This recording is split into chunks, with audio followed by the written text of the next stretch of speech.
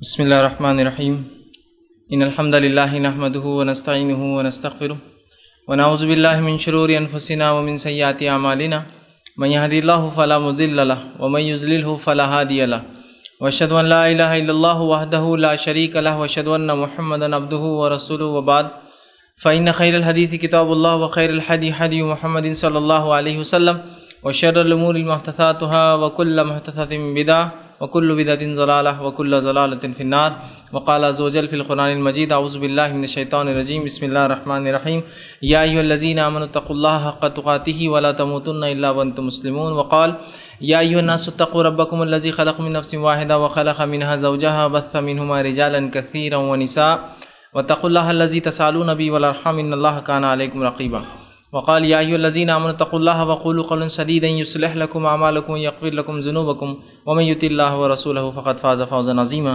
اللهم صل على محمد وعلى آل محمد كما صليت على إبراهيم وعلى آل إبراهيم إنك حميد مجيد اللهم بارك على محمد وعلى آل محمد كما باركت على إبراهيم وعلى آل إبراهيم إنك حميد مجيد رب اشرح لي صدري ويسر لي أمري واحلل عقدة من لساني يفقهوا قولي وقال عز وجل في القرآن المجيد اعوذ باللہ من الشیطان الرجیم بسم اللہ الرحمن الرحیم سبحان الذی اسری بعبدہ لیلا من المسجد الحرام الی المسجد الاقصی الذی بارکنا حولہ لنریہ من آیاتنا انہ هو السمیع البصیر اما بعد۔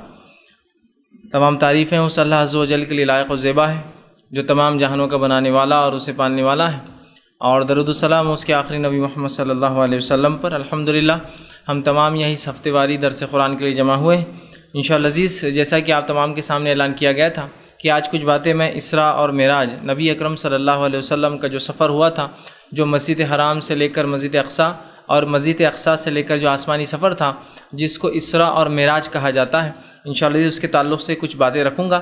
تو آج میرے عنوان جو ہوں گا انشاءاللہ عزیز سفر نامہ اسراء والمعراج۔ ٹھیک، سب سے پہلی چیز تو یہ کہ میں اس عنوان میں آگے بڑھوں، کچھ وضاحتیں ضروری ہے اس عنوان کو سمجھنے سے پہلے، اور وہ وضاحتوں میں سب سے اہم چیز یہ ہے کہ اللہ رب العزت جو علم غائب ہوتا ہے، غائب کا علم ہوتا ہے، وہ کس کو دیتا ہے، یا اللہ کے علاوہ علم غائب کے بارے میں اللہ رب العزت کس کو بتاتا ہے۔ یہ عنوان اس لیے بھی ضروری ہے کہ اس معاملے میں امت مسلمہ افراط و تفرید کی شکار ہے۔ وہ یہ کہ کچھ لوگوں کا یہ دعویٰ ہے کہ رسول اکرم صلی اللہ علیہ وسلم کو مکمل علم غائب تھا، اور کچھ لوگوں کا یہ دعویٰ ہے کہ رسول اکرم صلی اللہ علیہ وسلم اور دیگر انبیاء کو علم غیب تھا ہی نہیں سرے سے۔ تو اس افراط اور تفرید، زیادتی اور کمی کے شکار ہونے کے بدلے ہم وہ چیز کو جاننے کی کوشش کریں جو حقیقت ہے۔ ٹھیک، اور انشاءاللہ اس کچھ قرآنی آیتوں سے آپ کے سامنے حقیقتیں رکھنے کی کوشش کروں گا۔ سب سے پہلی چیز تو یہ کہ ہم ایمان لانے ہونے کے ناطے، مسلمان ہونے کے ناطے علم غائب پر ایمان لاتے ہیں۔ غائب کا معنی یہ ہوتا ہے وہ چیز جس کو ہم نہ دیکھ سکتے ہیں، نہ چھو سکتے ہیں، نہ جو ہمارے سمجھ میں آتی ہے۔ جیسا اللہ پر ایمان، یہ غائب پر ایمان ہے۔ فرشتوں پر ایمان، غائب پر ایمان ہے۔ کتابوں پر ایمان، غائب پر ایمان۔ حقیقی کتابیں تو ہم نے دیکھی نہیں۔ ٹھیک ہے، رسولوں پر ایمان، یہ غائب پر ایمان ہے۔ ٹھیک ہے، تقدیر پر ایمان، یہ غائب پر ایمان ہے۔ جنت پر ایمان اور جہنم پر ایمان، یہ غائب پر ایمان ہے۔ جنوں پر ایمان اور فرشتوں پر ایمان، یہ غائب پر ایمان ہے نا۔ تو غائب پر ایمان لانا ایک مومن کی صفت ہے، یاد رکھیے۔ اور اس بات کو اللہ رب العزت نے سورہ بقرہ میں یوں فرمایا اور کہا الف لام میم ذالک الکتاب لا ریب فیہ ھدی للمتقین الذین یؤمنون بالغیب ویقیمون الصلاۃ ومما رزقناہم ینفقون۔ الف لام میم، اس کتاب کا اللہ کی طرف سے ہونے میں کوئی شک نہیں، ہدایت متقین کے لیے۔ اور متقین کی صفت یہ بیان کی الذین یؤمنون بالغیب۔ پہلی صفت متقی کی ہے کہ ایمان لاتے ہیں غائب پر، انسین جس کو بولیں گے، جو چیز دیکھی نہیں گئی یا دیکھی نہیں جا سکتی اس دنیا میں رہتے ہوئے۔ تو غائب پر ایمان لانا یہ ایمان کا یاد رکھیے جز ہے، یاد رکھیے۔ اور اس کے بغیر ایک انسان ایمان والا ہو ہی نہیں سکتا جو غائب پر ایمان نہ لائے، ان چیزوں پر ایمان نہ لائے جن چیزوں کو دیکھ نہیں سکتا، چھو نہیں سکتا، لیکن اللہ کی کتاب نے اور اس کے رسول نے ہمیں بیان کر دیا ہے۔ ٹھیک، تو ہم غائب پر ایمان لاتے ہیں جیسا کہ اللہ رب العزت نے حکم دیا۔ اب غائب پر ایمان میں ایک بات یاد رکھیے، اللہ رب العزت، اللہ سبحانہ تعالیٰ غائب پر ایمان کا جو معاملہ ہوتا ہے اپنے انبیاؤں میں سے جس کو چاہتا ہے اور جتنا چاہتا ہے غائب کا علم عطا کرتا ہے۔ اللہ سبحانہ تعالیٰ اپنے نبیوں اور رسولوں میں سے، دیکھیے میری بات پہ غور کیجیے، صرف انبیاء اور رسول، اس کے علاوہ غائب کا علم کسی کو نہیں ہوتا ہے، کسی کو نہیں، نہ اللہ کے فرشتوں کو نہ دیگر مخلوقات کو۔ ٹھیک، تو اللہ رب العزت اپنے نبیوں اور رسولوں میں سے جس کو چاہتا ہے اور جتنا چاہتا غائب کا علم دیتا ہے، لیکن اللہ رب العزت مکمل علم غائب کسی کو بھی نہیں دیتا۔ یہ اس کی اپنی ملکیت، اس کی اپنی ذات ہے، یاد رکھیے۔ ٹھیک، مکمل علم غیب کسی کو نہیں ہوتا. تو اگر نبی اکرم صلی اللہ علیہ وسلم چونکہ آخری نبی تھے اور ہم ان کے امتی ہیں، تو رسول اکرم صلی اللہ علیہ وسلم کو بھی علم غیب تھا اتنا جتنا اللہ رب العزت نے آپ کو عطا فرمایا تھا. یاد رکھیے یہ بات اہم ہے. مطلب جو انکار کرتے وہ بھی غلط ہے، آپ کو تھا کتنا جتنا اللہ نے دیا تھا. اور جو لوگ کہتے مکمل علم غیب تھا نبی اکرم صلی اللہ علیہ وسلم، مکمل سے ہر چیز کا، تو یاد رکھیے یہ عقیدہ درست نہیں ہے. ٹھیک ہے، تو انبیاء علیہ الصلاۃ والسلام کو علم غیب ہوتا ہے اتنا جتنا ان کا رب انہیں عطا فرماتا ہے. لیکن انبیاء علیہ الصلاۃ والسلام کے علاوہ کسی کو بھی علم غیب نہیں ہوتا. یاد رکھیے چاہے وہ انسان پھر مرتبے میں کتنا اونچا ہو، چاہے صحابی ہو، تابعین ہو، تبع تابعین ہو، امام ہو، محدث ہو، مفسر ہو، کوئی بھی ہو. یاد رکھیے اور یہ تمام ہی اللہ کے اولیاء ہے. یاد رکھیے اللہ کے دوست ہے یہ تمام. چونکہ ولایت میں سب سے اونچی ولایت انبیاء کی ہوتی ہے، سب سے اونچے اللہ کے ولی انبیاء ہوتے ہیں. انبیاء کے بعد صحابہ ہوتے ہیں، صحابہ کے بعد تابعین ہوتے ہیں. تو جب ان کو نہیں ہو سکتا ہے صحابہ اور تابعین کو، تو دیگر انسانوں کو تو علم غیب ہو ہی نہیں سکتا ہے. ٹھیک ہے، اب اللہ اپنے نبیوں کو علم غیب جو دیتا ہے اس کے تعلق سے خود اللہ رب العزت نے قرآن میں یوں بیان کیا. سورہ نمبر 72 سورہ جن آیت نمبر جو ہے اس کی 26 اور 27 میں اللہ نے فرمایا عالم الغیب فلا یظہر علی غیبہ احدا. اللہ عالم الغیب ہے، غیب کا علم رکھتا ہے اور اپنے علم غیب میں سے وہ کسی کو اس علم کا اظہار نہیں کرتا ہے. لیکن آگے فرمایا الا من ارتضی من الرسول فانہ یسلک من بین یدیہ ومن خلفہ رصدا. لیکن اپنے چنندہ نبیوں میں سے یا پسندیدہ نبیوں میں سے یا جس نبی سے وہ راضی ہو جائے اس کو علم غیب دیتا ہے. لیکن جب اس کو وہ علم دیتا ہے تو اس کے اگلے اور پچھلے سے اس کی مکمل حفاظت کرتا ہے. ٹھیک، کیوں؟ جیسا کہ رسول اکرم صلی اللہ علیہ وسلم قرآن نازل ہونے والا تھا، آسمانوں کی جو ہے بہت زبردست انداز سے جو ہے اللہ رب العزت نے جو ہے حفاظت شروع کر دی تھی، فرشتے تعینات کر دیے تھے. خود رسول اکرم صلی اللہ علیہ وسلم جب تک وہی اترتی رہی فرشتے گھیرے ہوئے رہتے تھے.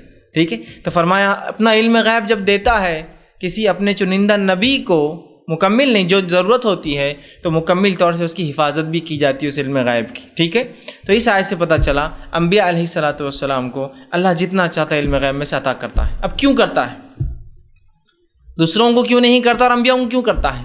اس لیے کہ انبیاء کے اتنے گریٹ مشن پر ہوتے ہیں، اتنے بڑے کام کے لیے نکلے ہوئے ہوتے ہیں کہ وہ ساری انسانیت کے خلاف بات کرنے کھڑے ہوتے ہیں. ساری انسانیت بولتی بت پرستی کرو اور وہ اٹھ کر کھڑے ہوتا اور کہتا ہے ایک اللہ کو مانو. تو اس دعوت کے لیے کس درجے کا ایمان چاہیے، اور اس درجے کے ایمان کو حاصل کرنے کے لیے جب وہ غائب کو دیکھ لیتے ہیں تو ان کا ایمان بہت بلند ہو جاتا ہے. یاد رکھیے، اور پھر یہ تمام تکلیفیں انسانوں کی دی گئی تمام مشکلات ان کے لیے سہنا آسان ہو جاتا ہے. ٹھیک ہے، تو انبیاء علیہ الصلوۃ والسلام کو اللہ رب العزت یہ کام کیوں کرواتا ہے اس کے تعلق سے جو ہے قرآنی بہرحال کہیں آئے تھے، لیکن ایک وضاحت یہ بھی اور بہرحال باقی تھی کہ علم غیب کو سمجھنا یہ ہمارے لیے ممکن نہیں ہوتا ہے. لیکن اگر علم غیب کی کوئی بات اللہ اپنے نبی کے ذریعے ہم تک پہنچا دے تو اس پر ویسے ہی ایمان لانا یہ ہمارے لیے شرط ہے. سمجھ رہے آپ؟ ہم سمجھ نہیں پاتے. جیسے کہ جنت پر ایمان لانا، جنت کیسی کیا میں اور آپ سمجھ سکتے ہیں؟ ممکن ہی نہیں. جہنم کی تکلیفیں کیا ہے میں اور آپ سمجھ سکتے ہیں؟ ممکن ہی نہیں. لیکن اس کے باوجود بھی چونکہ اللہ کی کتاب نے بیان کر دیا میں اور آپ جنت و جہنم پر ایمان لاتے ہیں. یاد رکھیں، تو ایمان لانا ضروری، لیکن اس کی کیفیت کو سمجھنا میرے اور آپ کے لیے ممکن نہیں ہے بلکہ محال ہے اس دنیا کی زندگی میں. اسراء اور معراج کا رسول اکرم صلی اللہ علیہ وسلم کے سفر کا کیا مقصد رہا ہوں گا؟ یہ وہی مقصد تھا جو اللہ رب العزت نے دیگر انبیاءوں کے لیے جو مقصد تھا وہ یہ تھا تاکہ اپنے بندے کو کچھ آیت دکھائے. جیسا کہ میں نے قرآن کی ایک آیت پڑھی جو سورہ اسراء یا سورہ بنی اسرائیل سورہ نمبر 17 آیت نمبر 1 تھی. سبحان الذی اسریٰ بعبدہ لیلا من المسجد الحرام الی المسجد الاقصی الذی بارکنا حولہ لنریہ من آیاتنا انہ هو السمیع البصیر. آیت کا ترجمہ ہے پاک ہے بابرکت انتہائی وہ ذات جو لے گیا اپنے بندے کو رات کے ایک حصے میں مسجد حرام سے لے کر مسجد اقصی جس کے اطراف ہم نے اپنی برکتیں پھیلا رکھی ہے تاکہ لنریہ من آیاتنا اپنے بندے کو اپنے نشانیوں میں سے کچھ اپنے آیتوں میں سے کچھ آیتیں دکھائے. انہ هو السمیع البصیر، اور بے شک وہ تمام چیزوں کو جو ہے سننے والا اور تمام چیزوں کو دیکھنے والا اور جاننے والا ہے. تو یہاں رسول اکرم صلی اللہ علیہ وسلم کے اسراء اور معراج کے سفر کا مقصد کیا ہے؟ لنریہ من آیاتنا، تاکہ اپنے اس بندے کو اپنے اس نبی کو اپنے غیب میں سے کچھ باتیں بتائے، اپنی آیتوں میں سے اپنی نشانیوں میں سے کچھ نشانیاں دکھائے. اور اللہ رب العزت کی سنت رہی، انبیاء علیہ الصلوۃ والسلام کو اللہ ایسا علم دیتا رہا اور اس کا مقصد کیا تھا؟ تاکہ وہ اللہ کی کچھ نشانیاں دیکھیں. جیسے اللہ رب العزت فرماتا ہے سورہ بقرہ سورہ نمبر 2 آیت نمبر 57 میں فرمایا وَكَذَلِكَ نُورِي إِبْرَاهِيمَ مَلَكُوتَ السَّمَاوَاتِ وَالْأَرْضِ وَلِيَكُونَ مِنَ الْمُوقِنِينَ. اور ہم نے ابراہیم کو آسمان اور زمین کی اپنی ملکیت کی کچھ نشانیاں دکھائی تاکہ وہ یقین کرنے والوں میں سے ہو جائے. موقنین ہے نا، یقین کرنے والوں میں سے ہو جائے، اس کا ایمان اور پختہ ہو جائے، بت پرستی کے خلاف اس کی دعوت اور مضبوط ہو. چونکہ اللہ ان کو زمین و آسمان کی ملکیت دکھا چکا تھا کہ کتنی بڑی زمین و آسمان کی ملکیت ہے جو اللہ رب العزت اکیلا تنہا چلاتا ہے. اور ابراہیم یہ بت جو ہے، جو آسمانی بت، جو کواکب اور زمینی بت جو تمہاری قوم بناتی، ان کی کوئی حقیقت نہیں ہے، تاکہ وہ ایمان والے ہو جائے، تاکہ ان کا یقین اور پختہ ہو جائے اور مضبوط ہو جائے. اسی طرح اللہ رب العزت نے فرمایا موسیٰ علیہ السلام کے بارے میں، اور فرمایا لِنُرِيَّكَ مِنْ آيَاتِنَا الْكُبْرَى سورہ نمبر 20 سورہ طٰہٰ آیت نمبر 23 میں، اپنے بندے کو تاکہ ہم اسے کچھ بڑی اپنی نشانیاں دکھائیں. اور یہ تمام کا مقصد ہوتا ہے تاکہ وہ اور ایمان میں پختہ ہو جائے. اور یہی وجہ ہوتی ہے کہ انبیاء علیہ السلام چونکہ کچھ غائب کی ایسی باتیں دیکھ چکے ہوتے ہیں، اللہ نے دکھا چکا ہوتا ہے، جس کی وجہ سے ان کا ایمان اتنا پختہ ہے اور تمام تر دنیا کی تکلیفیں سہنا ان کے لیے آسان ہوتا ہے. یاد رکھیے، اور ان کا ایمان بہت بلند ہوتا ہے. انبیاء علیہ السلام دنیا میں ایسے لوگ ہوتے ہیں جن کا ایمان صرف بڑھتا رہتا، صرف بڑھتا رہتا، صرف بڑھتا رہتا ہے. صحابہ وہ لوگ ہوتے ہیں جن کا ایمان ایک درجے تک بڑھ کر رک جاتا ہے، اور عام انسان ہم جیسے مسلمان وہ ہوتے ہیں جن کا ایمان گھٹتا، بڑھتا اور گھٹتا ہے، بڑھتا اور گھٹتا ہے نا. جیسے کہ کوئی دینی مجلس میں بیٹھ گیا ایمان بڑھ جاتا ہے، رمضان آ گیا ایمان بڑھ جاتا ہے نا، تو یہ بڑھ گیا، پھر گھٹتا ہوا بھی نظر آتا ہے کبھی کبھار، ہے نا. لیکن صحابہ کا ایک لمٹ تک بڑھ جاتا تھا اور رک جاتا تھا، اور انبیاؤں کا تو صرف بڑھتا ہی رہتا ہے، کیونکہ اللہ ان کو مختلف نشانیاں دکھاتا رہتا ہے ان کی زندگی میں، جس کی وجہ سے وہ ان کے لیے تکلیفیں سہنا آسان، اور جس کی وجہ سے وہ تمام دنیا کے خلاف کھڑے ہو کر اپنی دعوت کا اعلان بیان کرتے ہیں. مجھے اور آپ کو اگر کبھی کوئی مجمع ہو جس مجمع میں لوگ عزت دے رہے ہو مجھے، اور کبھی نہ اذان ہو جائے اور نماز کو جانا ہو تو ڈر لگتا ہے مجھے، اٹھ کے جاؤں کیا، لوگ کیا بولیں گے، سماج کیا بولیں گا، سوسائٹی کیا بولیں گے. انبیاؤں کا یہ ویسا نہیں ہوتا، ساری دنیا کے خلاف کھڑے ہو جاتے ہیں وہ، تو ان کے رب کا حکم ہوتا ہے اور وہ کچھ دیکھ چکے ہوتے ہیں. اب آئیے مزید یہ جو سفر ہے رسول اکرم صلی اللہ علیہ وسلم کا، جو معراج جو ہم کہتے ہیں، یہ سفر در حقیقت 2 حصوں میں ہوا. ٹھیک، سفر کا پہلا حصہ جو مسجد حرام سے لے کر مسجد اقصیٰ تک ہوا، اس سفر کو کہتے اسراء عربی زبان میں، اور اسی کا ذکر سورہ اسراء میں ہے، سورہ بنی اسرائیل. سبحان الذی اسریٰ، پاک ہے وہ ذات جو لے گئے اپنے بندے کو. ٹھیک، تو سفر کا پہلا حصہ ہے مسجد حرام سے لے کر مسجد اقصیٰ تک جانا، یہ سفر کا فرسٹ فیز ہے، پہلا حصہ ہے. اور سفر کا دوسرا حصہ ہے، وہ ہے مسجد اقصیٰ سے لے کر آسمانی سفر، اس کو عربی میں کہتے ہیں معراج. اگر دونوں سفر کو ملا لے تو اس پورے سفر کو کہتے ہیں الاسراء والمعراج.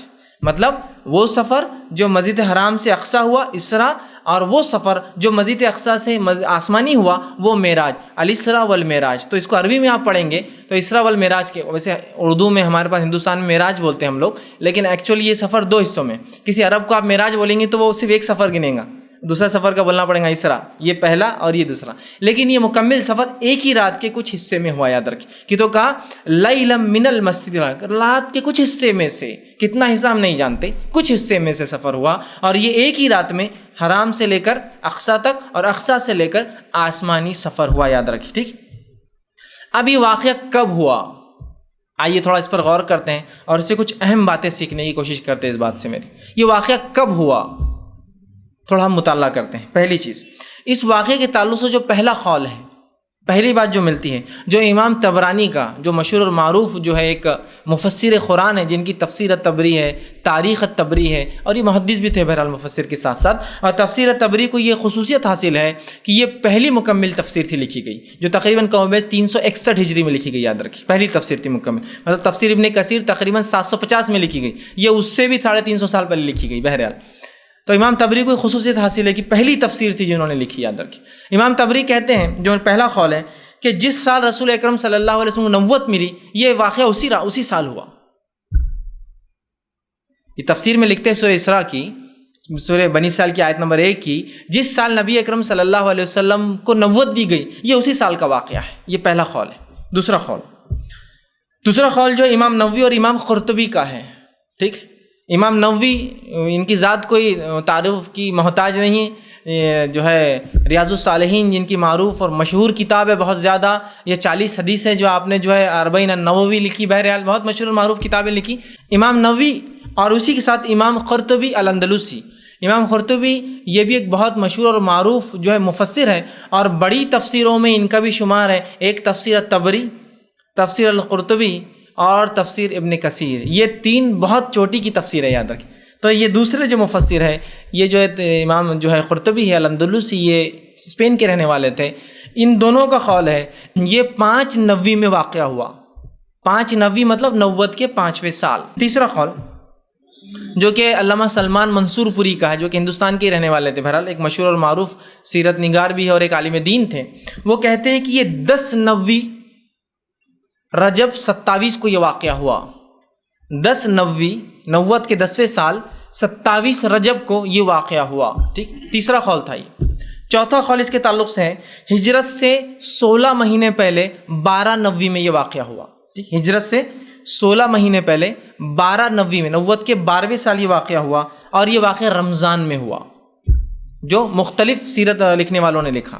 اس کے بعد جو ہے 5واں قول ہے ہجرت سے 14 مہینے پہلے 1390 کے اندر، اور یہ مہینہ تھا محرم کا جس میں یہ واقعہ ہوا۔ اور چھٹا قول یہ ہے کہ ہجرت سے 12 مہینے پہلے 1390 کے اندر ربیع الاول میں یہ واقعہ ہوا۔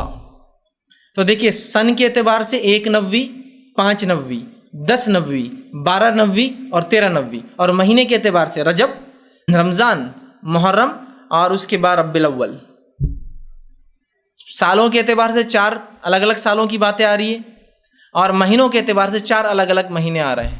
تو ان اقوال سے پتہ کیا چل رہا ہے معلوم آپ کو؟ ان سے یہ پتہ چل رہا ہے اس کی تاریخ اصل نہیں ہے، یہ واقعہ اصل ہے۔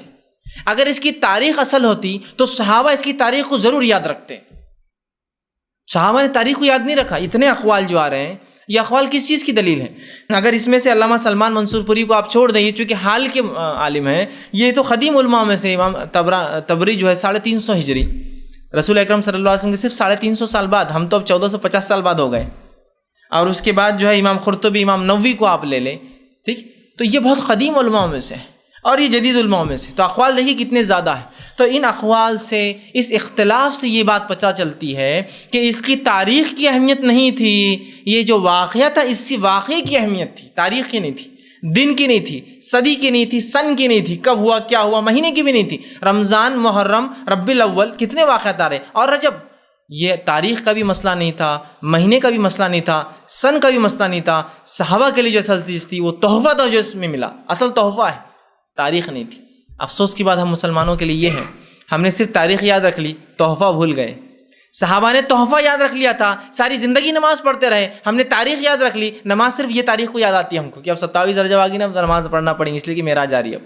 تو صحابہ نے تحفہ یاد رکھ لیا، تاریخ بھول گئے، ہم نے تاریخ یاد رکھ لی، تحفہ بھول گئے۔ بہرحال یہ اختلاف اسی کی دلیل ہے۔ آگے اور باتیں اسی چیز کو آپ ذہن میں رکھیں کہ یہ جو محدثین کا اور مفسرین کا اور سیرت نگاروں کا اختلاف ہے، اس کی دلیل ہے کہ اس کی تاریخ اہم نہیں ہے، مہینہ اہم نہیں ہے، سن اہم نہیں ہے، وہ چیز و واقعے میں جو دیا گیا وہ چیز اہمیت کی حامل ہے۔ زیادہ صحیح قول، زیادہ صحیح بات یہ ہے کہ یہ واقعہ رسول اکرم صلی اللہ علیہ وسلم کو ہجرت سے 12 مہینے، 14 مہینے یا 16 مہینے پہلے ہوا، اس لیے کہ ایک صحیح روایت جو بخاری کی آتی ہے اس میں یہ ہے کہ یہ واقعہ آپ پر آپ کی بیوی خدیجہ رضی اللہ عنہا کے وفات کے بعد ہوا، اور ہم سب جانتے ہیں خدیجہ رضی اللہ عنہا 1090 رمضان کے اندر انتقال کر گئی۔ تو یہ واقعہ کبھی نہ کبھی 1090 کے بعد کا 11، 12 یا 1390 میں سے کوئی، اس لیے میں نے کہا کہ جو 12 مہینے، 14 مہینے اور 16 مہینے کا قول زیادہ بہتر ہے، چونکہ یہ حضرت خدیجہ رضی اللہ عنہا کے انتقال کے بعد کا واقعہ تھا۔ یہ بات تو صحیح ہے، ثابت، تو یہ کبھی نہ کبھی اس میں ہوا، لیکن کب ہوا پھر بھی واللہ عالم، ہم نہیں جانتے، اللہ ہی بہتر جانتا ہے۔ اس کے تعلق سے کوئی صحیح روایت نہیں ملتی ہے۔ اب جو بات پتہ چلتی ہے وہ مکی زندگی کے آخری دور میں ہجرت سے پہلے یہ واقعہ کبھی نہ کبھی ہوا، ٹھیک۔ اب اس سفر کی کیفیت کیا رہی اور اس میں کیا ہوا وہ بھی آپ کے سامنے رکھ دیتا ہوں، تاکہ بہت ساری جو باتیں الجھنیں یا غلط فہمی ہوتی وہ بھی دور ہو جائے ہمارے ذہنوں سے، ٹھیک۔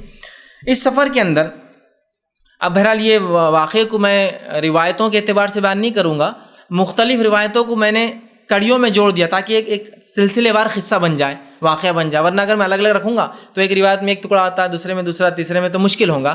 میں سب کو جمع کر کے ایک واقعہ بنا کے آپ کے سامنے پوری اسٹوری کی شکل میں آپ کو رکھنے کی کوشش کروں گا۔ یہ واقعہ بہرحال صحیح بخاری کی روایتوں میں، صحیح مسلم کی روایتوں میں، اور سنن اربع، دیگر سنن جو سنتوں کی جو ہے ابن ماجہ ہے، ترمذی ہے، ان کو سنن کہتے ہیں، یہ 4 کتابیں ان میں آتا ہے، ان سب کو ملا کر میں ایک کڑی اور سلسلے وار ایک واقعہ بنا کے آپ کے سامنے پیش کر رہا ہوں۔ ٹھیک، اب کیا کیا ہوا اس سفر کے تعلق سے؟ آپ صلی اللہ علیہ وسلم فرماتے ہیں کہ میں ایک رات سویا ہوا تھا، تاریخ نہیں پتہ، مہینہ اور سن نہیں پتہ، میں ایک رات سویا ہوا تھا، اچانک چھت جو ہے پھٹ گئی، گھر کی چھت جو ہے پھٹ گئی، اور جبرائیل علیہ السلام اور ایک روایت کے مطابق دیگر اور فرشتے بھی آپ کے ساتھ آئے، مجھے سلام کیا اور میرا سینہ چاک کیا، میرا جو سینہ جو ہے چیسٹ جو ہے وہ کھول دیا، چاک کرنا مطلب پھاڑ دینا، اور اس کے بعد سینے کے اندر سے جسم کے اعضاء میرے نکالے گئے، اور آپ صلی اللہ علیہ وسلم فرماتے ہیں ایک تش تھا جس کے اندر پانی بھرا ہوا تھا، ٹھیک، آب زمزم تھا ایک روایت کے اندر ہے، اور اس کے اندر میرے تمام اعضاء جو ہے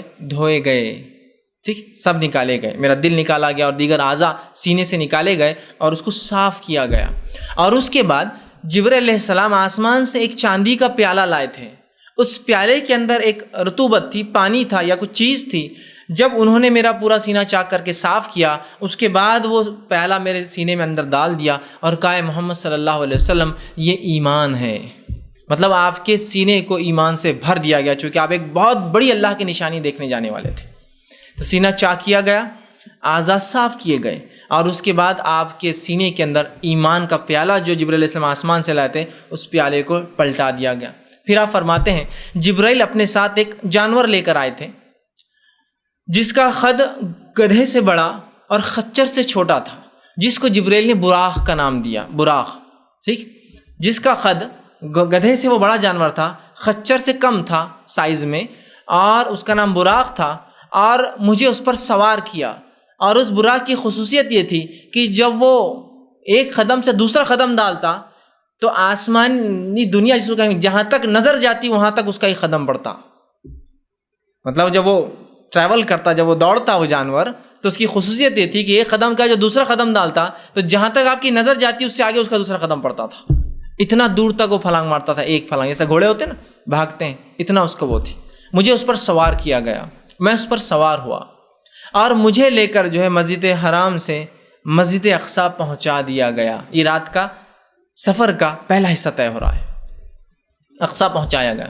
جب مسجد اقصیٰ میں پہنچا تو وہاں میں نے اس براق کو ایک جگہ باندھ دیا جہاں تم لوگ مسجد اقصیٰ جاتے ہو تو اپنے گھوڑے باندھتے ہو، مطلب یہ اسی وقت جو کیفیت ہوتی تھی وہ اسی حقیقی اعتبار سے ہو۔ اور ایک بات یاد رکھیے، کچھ لوگوں کی غلط فہمی یہ ہوتی ہے کہ آپ صلی اللہ علیہ وسلم نے معراج روحانی سفر کیا یا جسمانی سفر کیا۔ یاد رکھیے معراج کا سفر رسول اکرم صلی اللہ علیہ وسلم نے جسمانی کیا، روحانی نہیں کیا، یہ کوئی خواب نہیں تھا، جسمانی، چونکہ قرآن کی آیت کیا ہے، سبحان الذی اسری بعبدہ، پاک ہے وہ ذات جو لے گیا اپنے بندے کو، اور عبد کا لفظ ایک انسان پہ تبھی لگتا ہے جب اس کے اندر جسم، جان اور روح تینوں چیزیں موجود ہو۔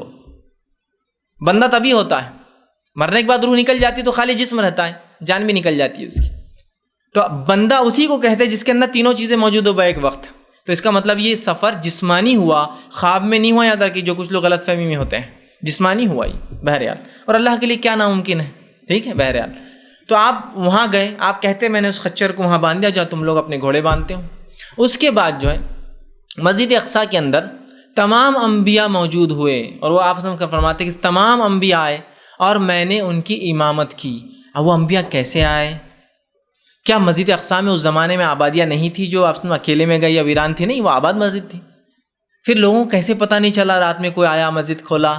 یہ تمام باتیں غائب کے علم سے ہیں۔ اپنے اللہ رب العزت کو اپنے بندے سے یہ کام کروانا تھا، اس نے وہ کروا دیا، ہم اس پر ایمان لاتے ہیں بس۔ اور کیسا ایمان لانا، انشاءاللہ آخری میں ایک واقعہ بھی رکھوں گا اس پر ایمان کیسے لانا۔ تو آپ کو پہنچا دیا گیا، اور یہ تمام چیزیں غائب میں ہو رہی، یاد رکھیے۔ انبیاء علیہ الصلوۃ والسلام کا اس جگہ آنا یہ سب غائب کی باتیں ہیں۔ اب اس سے کوئی خیاس آرائیاں نہ شروع کر دے جب وہاں انبیاء آئے اس کا مطلب انبیاء زندہ ہے، انبیاء فلاں ہیں، یہ خیاس آرائیاں بہت غلط ہوں گی، اور انسان کا عقیدہ صحیح راہ چھوڑ کر، صحابہ کے طریقے پہ چھوڑ کر کہیں اور چلا جائیں گا، ٹھیک۔ بس ہوا، غائب کا معاملہ کیسے ہو واللہ عالم، اللہ بہتر جانتا ہے، اور اللہ کے لیے کوئی ناممکن چیز نہیں ہے یہ سب۔ تو بہرحال آپ فرماتے ہیں کہ تمام انبیاء وہاں موجود ہوئے، اور مجھے امامت کا شرف دیا گیا۔ اس سے نبی اکرم صلی اللہ علیہ وسلم کا، اسی لیے آپ کو امام الانبیاء کا لقب دیا جاتا ہے۔ آپ تمام نبیوں کے سردار ہیں، تمام نبیوں کے لیڈر ہے، چونکہ ظاہر سی بات ہے جو نماز کو پڑھا ہے وہ آپ کا لیڈر ہوتا ہے، اسی لیے نماز پڑھانے والوں کو امام کہتے ہیں۔ امام کا معنی ہوتا ہے لیڈر، وہ آدمی جو آپ ہر جگہ آگے رکھنا چاہتے ہیں اپنے سے۔ امام ویسے عربی لفظ کا معنی ہوتا ہے آگے، ورا کا معنی پیچھے، امامہ کا معنی آگے ہوتا ہے، اور امام مطلب جو آپ کو آگے بڑھ کے لیڈ کرتا ہے، آپ کو چلاتا ہے، جس کو دیکھ کر آپ رہنمائی کرتے ہیں، حاصل کرتے ہیں، جس کے پیچھے چلتے ہیں۔ تو یہاں رسول اکرم صلی اللہ علیہ وسلم کو انبیاؤں کا سردار بنایا گیا اور آپ نے نماز پڑھوائی، ٹھیک۔ اور یہ سفر یہاں ختم ہوا، یہ پہلا سفر کا فیز تھا جو حرام سے اقصیٰ تک ہوا۔ اس کے بعد آپ فرماتے ہیں کہ جبرائیل مجھے ساتھ لے کر چلے اور وہاں سے آسمانی سفر شروع ہوا جس کو معراج کہا جاتا ہے، اور پہلے آسمان پہ میں، جبرائیل اور دیگر فرشتے پہنچے، اور جبرائیل علیہ السلام نے دستک دی، مطلب آسمان کے دروازے ہوتے ہیں اور جو بند ہوتے ہیں، دستک دی اور کہا، دستک دی گئی اور کہا کون ہے؟ اندر سے سوال ہوا، مطلب فرشتے بھی علم غیب نہیں رکھتے، ان کو پتہ نہیں تھا باہر کون ہے۔ کہا کون ہے؟ تو کہا جبرائیل۔ فرشتوں نے دیکھا تو کہا ساتھ کون ہے؟ تو کہا محمد صلی اللہ علیہ وسلم۔ پوچھا گیا کیا اجازت ہے؟ جبرائیل علیہ السلام سے دیگر فرشتوں نے سوال کیا کیا اجازت ہے؟ تو کہا اجازت ملی ہے۔ تو کہا پھر اہلاً و سہلاً، پھر دروازہ کھولا گیا، اور پورے 7 آسمانوں تک یہی معاملہ ہوتا رہا۔ اجازت ہے پوچھا گیا، مطلب فرشتے وہ مخلوق ہے جو اللہ کے حکم کے بغیر کام نہیں کرتے، چونکہ جبرائیل نے کہا اجازت ہے، اس کا مطلب اجازت ہوں گی۔ تو دستک دیا، آپ نے فرماتے ہیں فرشتوں نے پوچھا کون ہے؟ جبرائیل نے کہا جبرائیل ہے۔ کہا ساتھ کون ہے؟ تو کہا محمد صلی اللہ علیہ وسلم۔ کہا اجازت ہے؟ تو کہا اجازت مل گئی ہے کہ لایا جائے۔ کہا ٹھیک ہے، پھر دروازے کھولے گئے، فرشتوں نے سلام کیا، آپ نے ان کے سلام کا جواب دیا، آپ آگے بڑھے تو ایک بزرگوار شخصیت اس آسمان پر بیٹھی تھی، پہلا آسمان، فرسٹ فیز۔ آپ نے دیکھا اور کہا جبرائیل یہ بزرگ شخص کون ہے؟ تو کہا اے محمد صلی اللہ علیہ وسلم یہ آپ کے اور انسانیت کے باپ آدم علیہ السلام ہے۔ آپ صلی اللہ علیہ وسلم فرماتے ہیں وہ ایک بزرگ شخصیت تھے، اور میں نے دیکھا، میں ان کے نزدیک گیا، میں نے انہیں سلام کیا، انہوں نے کہا اے پیارے بیٹے خوش آمدید، ویلکم، خوش آمدید تمہاری، ویلکم تم اس آسمان پر لائے۔ اس کے بعد آپ نے فرماتے ہیں میں نے آدم علیہ السلام کو دیکھا، وہ جب اپنے سیدھے ہاتھ کی طرف دیکھتے ہیں تو خوش ہوتے ہیں، الٹے ہاتھ کی طرف دیکھتے ہیں تو رنجیدہ ہو جاتے ہیں، روتے ہیں، غمزدہ ہو جاتے ہیں۔ میں نے کہا جبرائیل یہ کیوں اس طرح سے سیدھے ہاتھ کی طرف دیکھتے ہیں خوش ہوتے ہیں، الٹے کی طرف دیکھتے ہیں رنجیدہ ہو جاتے ہیں؟ تو کہا اے محمد صلی اللہ علیہ وسلم آدم علیہ السلام کے سیدھے ہاتھ کی طرف انہیں وہ ان کی اولاد دکھائی جاتی ہے جو جنت میں جانے والی ہے، تو دیکھ کر آپ خوش ہو جاتے ہیں، اور کوئی بھی باپ خوش ہوں گے بچوں کی کامیابی دیکھ کر۔ لیکن جب آپ کو وہ لوگ دکھائے جاتے ہیں جو آپ کی نسل سے ہوں گے، آپ کی اولاد سے ہوں گے، لیکن شرک اور کفر اور نفاق اور اللہ کا انکار کرنے کی وجہ سے آخرت میں جہنم جانے والے، غم زدہ ہو جاتے ہیں۔ تو آپ صلی اللہ علیہ وسلم نے پوچھا ہے جبرائیل آدم کی اولاد میں سے فیصد کے اعتبار سے کتنے میں سے کتنے جنتی اور کتنے جہنمی ہیں؟ تو کہا اے محمد صلی اللہ علیہ وسلم 1000 میں سے ایک جنتی ہے، صرف 1000 میں سے 1.0001%، اشاریہ 0.001% لوگ جنت میں جائیں گے، صرف 1000 میں سے ایک جائیں گا۔ تو کہا ہر 1000 میں سے ایک جنتی ہے اور 999 جہنم میں جانے والے ہیں۔ تو اسی لیے آدم ایک طرف دیکھتے ہیں تو خوش ہوتے ہیں، دوسری طرف دیکھتے ہیں تو غمزدہ ہو جاتے ہیں۔ بہرحال یہ تھا سفر کا پہلا حصہ اور پہلا آسمان۔ آپ فرماتے ہیں وہاں سے مجھے پھر دوسرے آسمان کی طرف بڑھایا گیا۔ دوسرے آسمان پہ جب میں پہنچا دستک دی گئی، پھر سے پوچھا گیا کون؟ تو کہا جبرائیل۔ کہا ساتھ کون ہے؟ تو کہا محمد صلی اللہ علیہ وسلم۔ کہا اجازت ہے؟ تو کہا اجازت ملی ہے۔ تو کہا خوش آمدید، دروازہ کھولا گیا، فرشتوں نے آپ کو سلام کیا۔ آپ کہتے ہیں میں وہاں سے جب دوسرے آسمان پر گیا تو میں نے 2 شخصیات کو دیکھا، میں نے پوچھا اے جبرائیل یہ دونوں کون ہیں؟ اس سے بھی پتہ چلتا ہے نبی اکرم صلی اللہ علیہ وسلم کو علم غیب نہیں تھا، آپ بار بار پوچھ رہے یہ کون ہے، یہ کون ہے، یہ کون ہے، یہ کون ہے؟ تو کہا اے محمد صلی اللہ علیہ وسلم اس میں سے جو ایک ہے وہ یحییٰ ابن زکریا ہے، یحییٰ ابن زکریا مطلب یحییٰ علیہ السلام ہے جو زکریا علیہ السلام کے بیٹے تھے، اور دوسرا کہا گیا یہ عیسیٰ ابن مریم ہے علیہ السلام۔ آپ صلی اللہ علیہ وسلم نے دیکھا، اور ایک روایت میں آپ فرماتے ہیں میں نے جب عیسیٰ علیہ السلام کو دیکھا ایسی کیفیت میں تھے کہ بال جیسے انسان کے بھیگے ہوئے ہوتے ہیں، نہا کر نکلتا ہے ہلکے ہلکے بھیگے ہوئے، اور آپ کے بال کاندھوں تک تھے اور اس میں سے پانی ٹپک رہا تھا، ایسا انسان نہا کے نکلتا ہے، ٹھیک۔ تو بہرحال آپ فرماتے ہیں کہ پھر میں آگے بڑھا اور دونوں نے مجھے سلام کیا، آپ صلی اللہ علیہ وسلم نے جواب دیا. کچھ روایتوں میں آپ کے سلام کرنے کے الفاظ ہیں کچھ نبیوں کو، اور کچھ روایت میں ان کا ہے. بہرحال دونوں ہی باتیں درست ہو سکتی ہے. ایسا دو لوگ ملتے ہیں اور دونوں سلام کرتے ہیں اور پھر دونوں بھی جواب دیتے ہوتا ہے نا کبھی، اللہ عالم. بہرحال کچھ روایتوں میں الفاظ ہے کہ انبیاء نے آپ کو کیا، کچھ میں الفاظ ہے کہ آپ نے انبیاء کو کیا. بہرحال سلام ہوا. سلام کے بعد ملاقات کی دونوں سے، اور اس کے بعد رسول اکرم صلی اللہ علیہ وسلم کو تیسرے آسمان کی طرف لے جایا گیا. تیسرے آسمان کی طرف جب آپ بڑھے، آپ کہتے ہیں پھر وہی مرحلہ ہوا.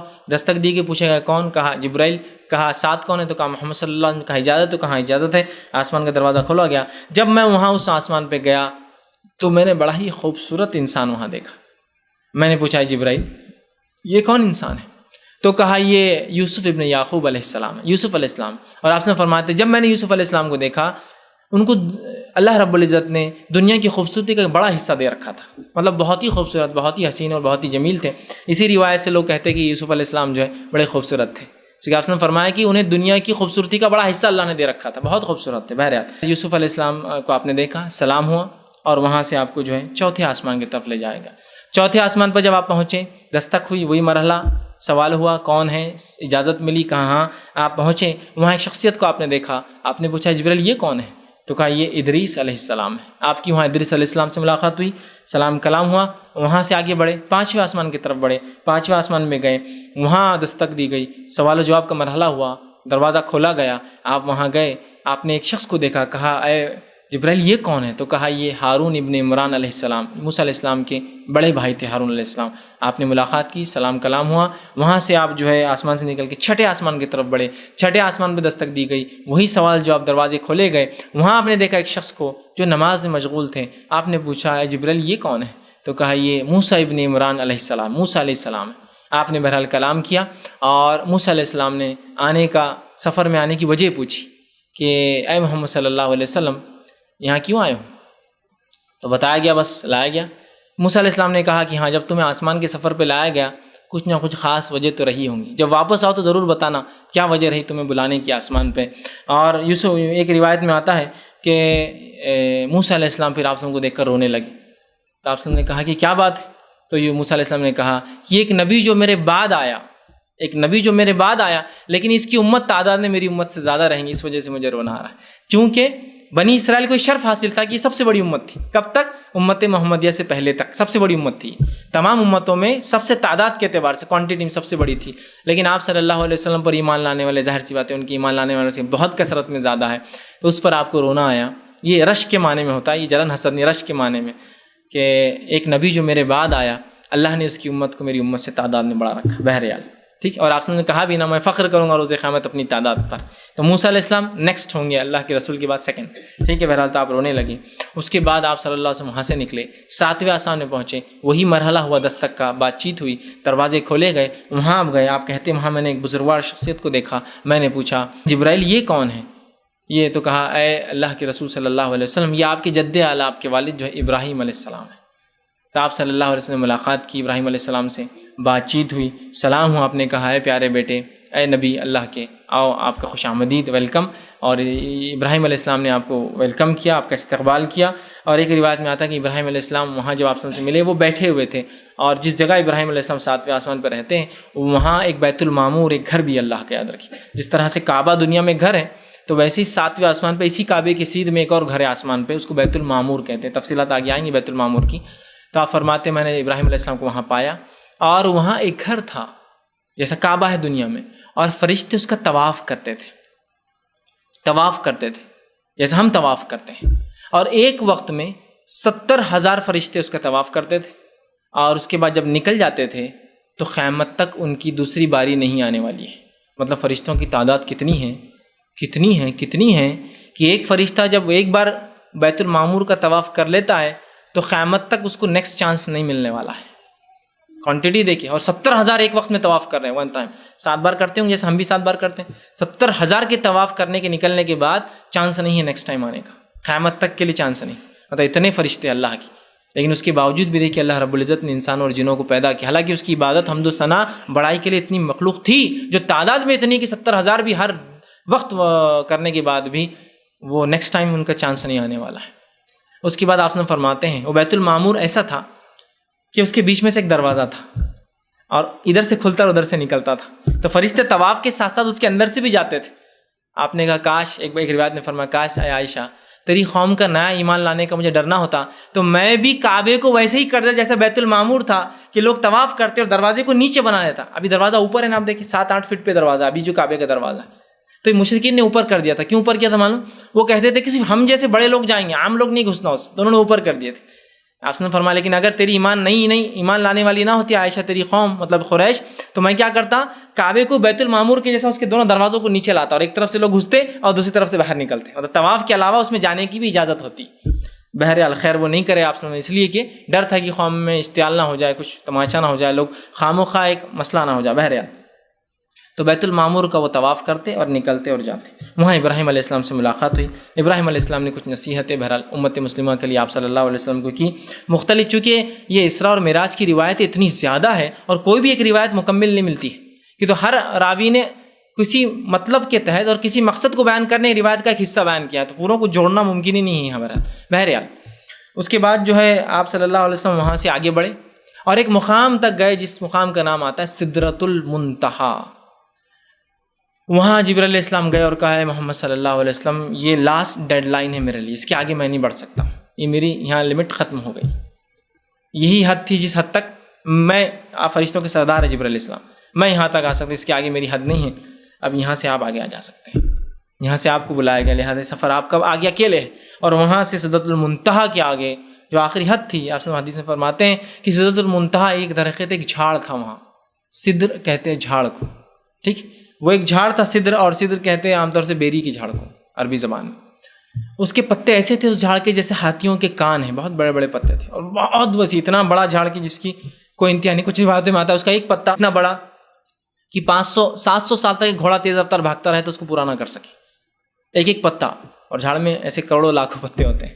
بہرحال پھر میں وہاں سدرۃ المنتہا سے جو ہے بیت المعمور سدرۃ المنتہا، وہاں سے جبرائیل چھوڑ دی مجھے اور میں وہاں سے آگے گیا اور پھر اپنے رب سے میں نے بات چیت کی.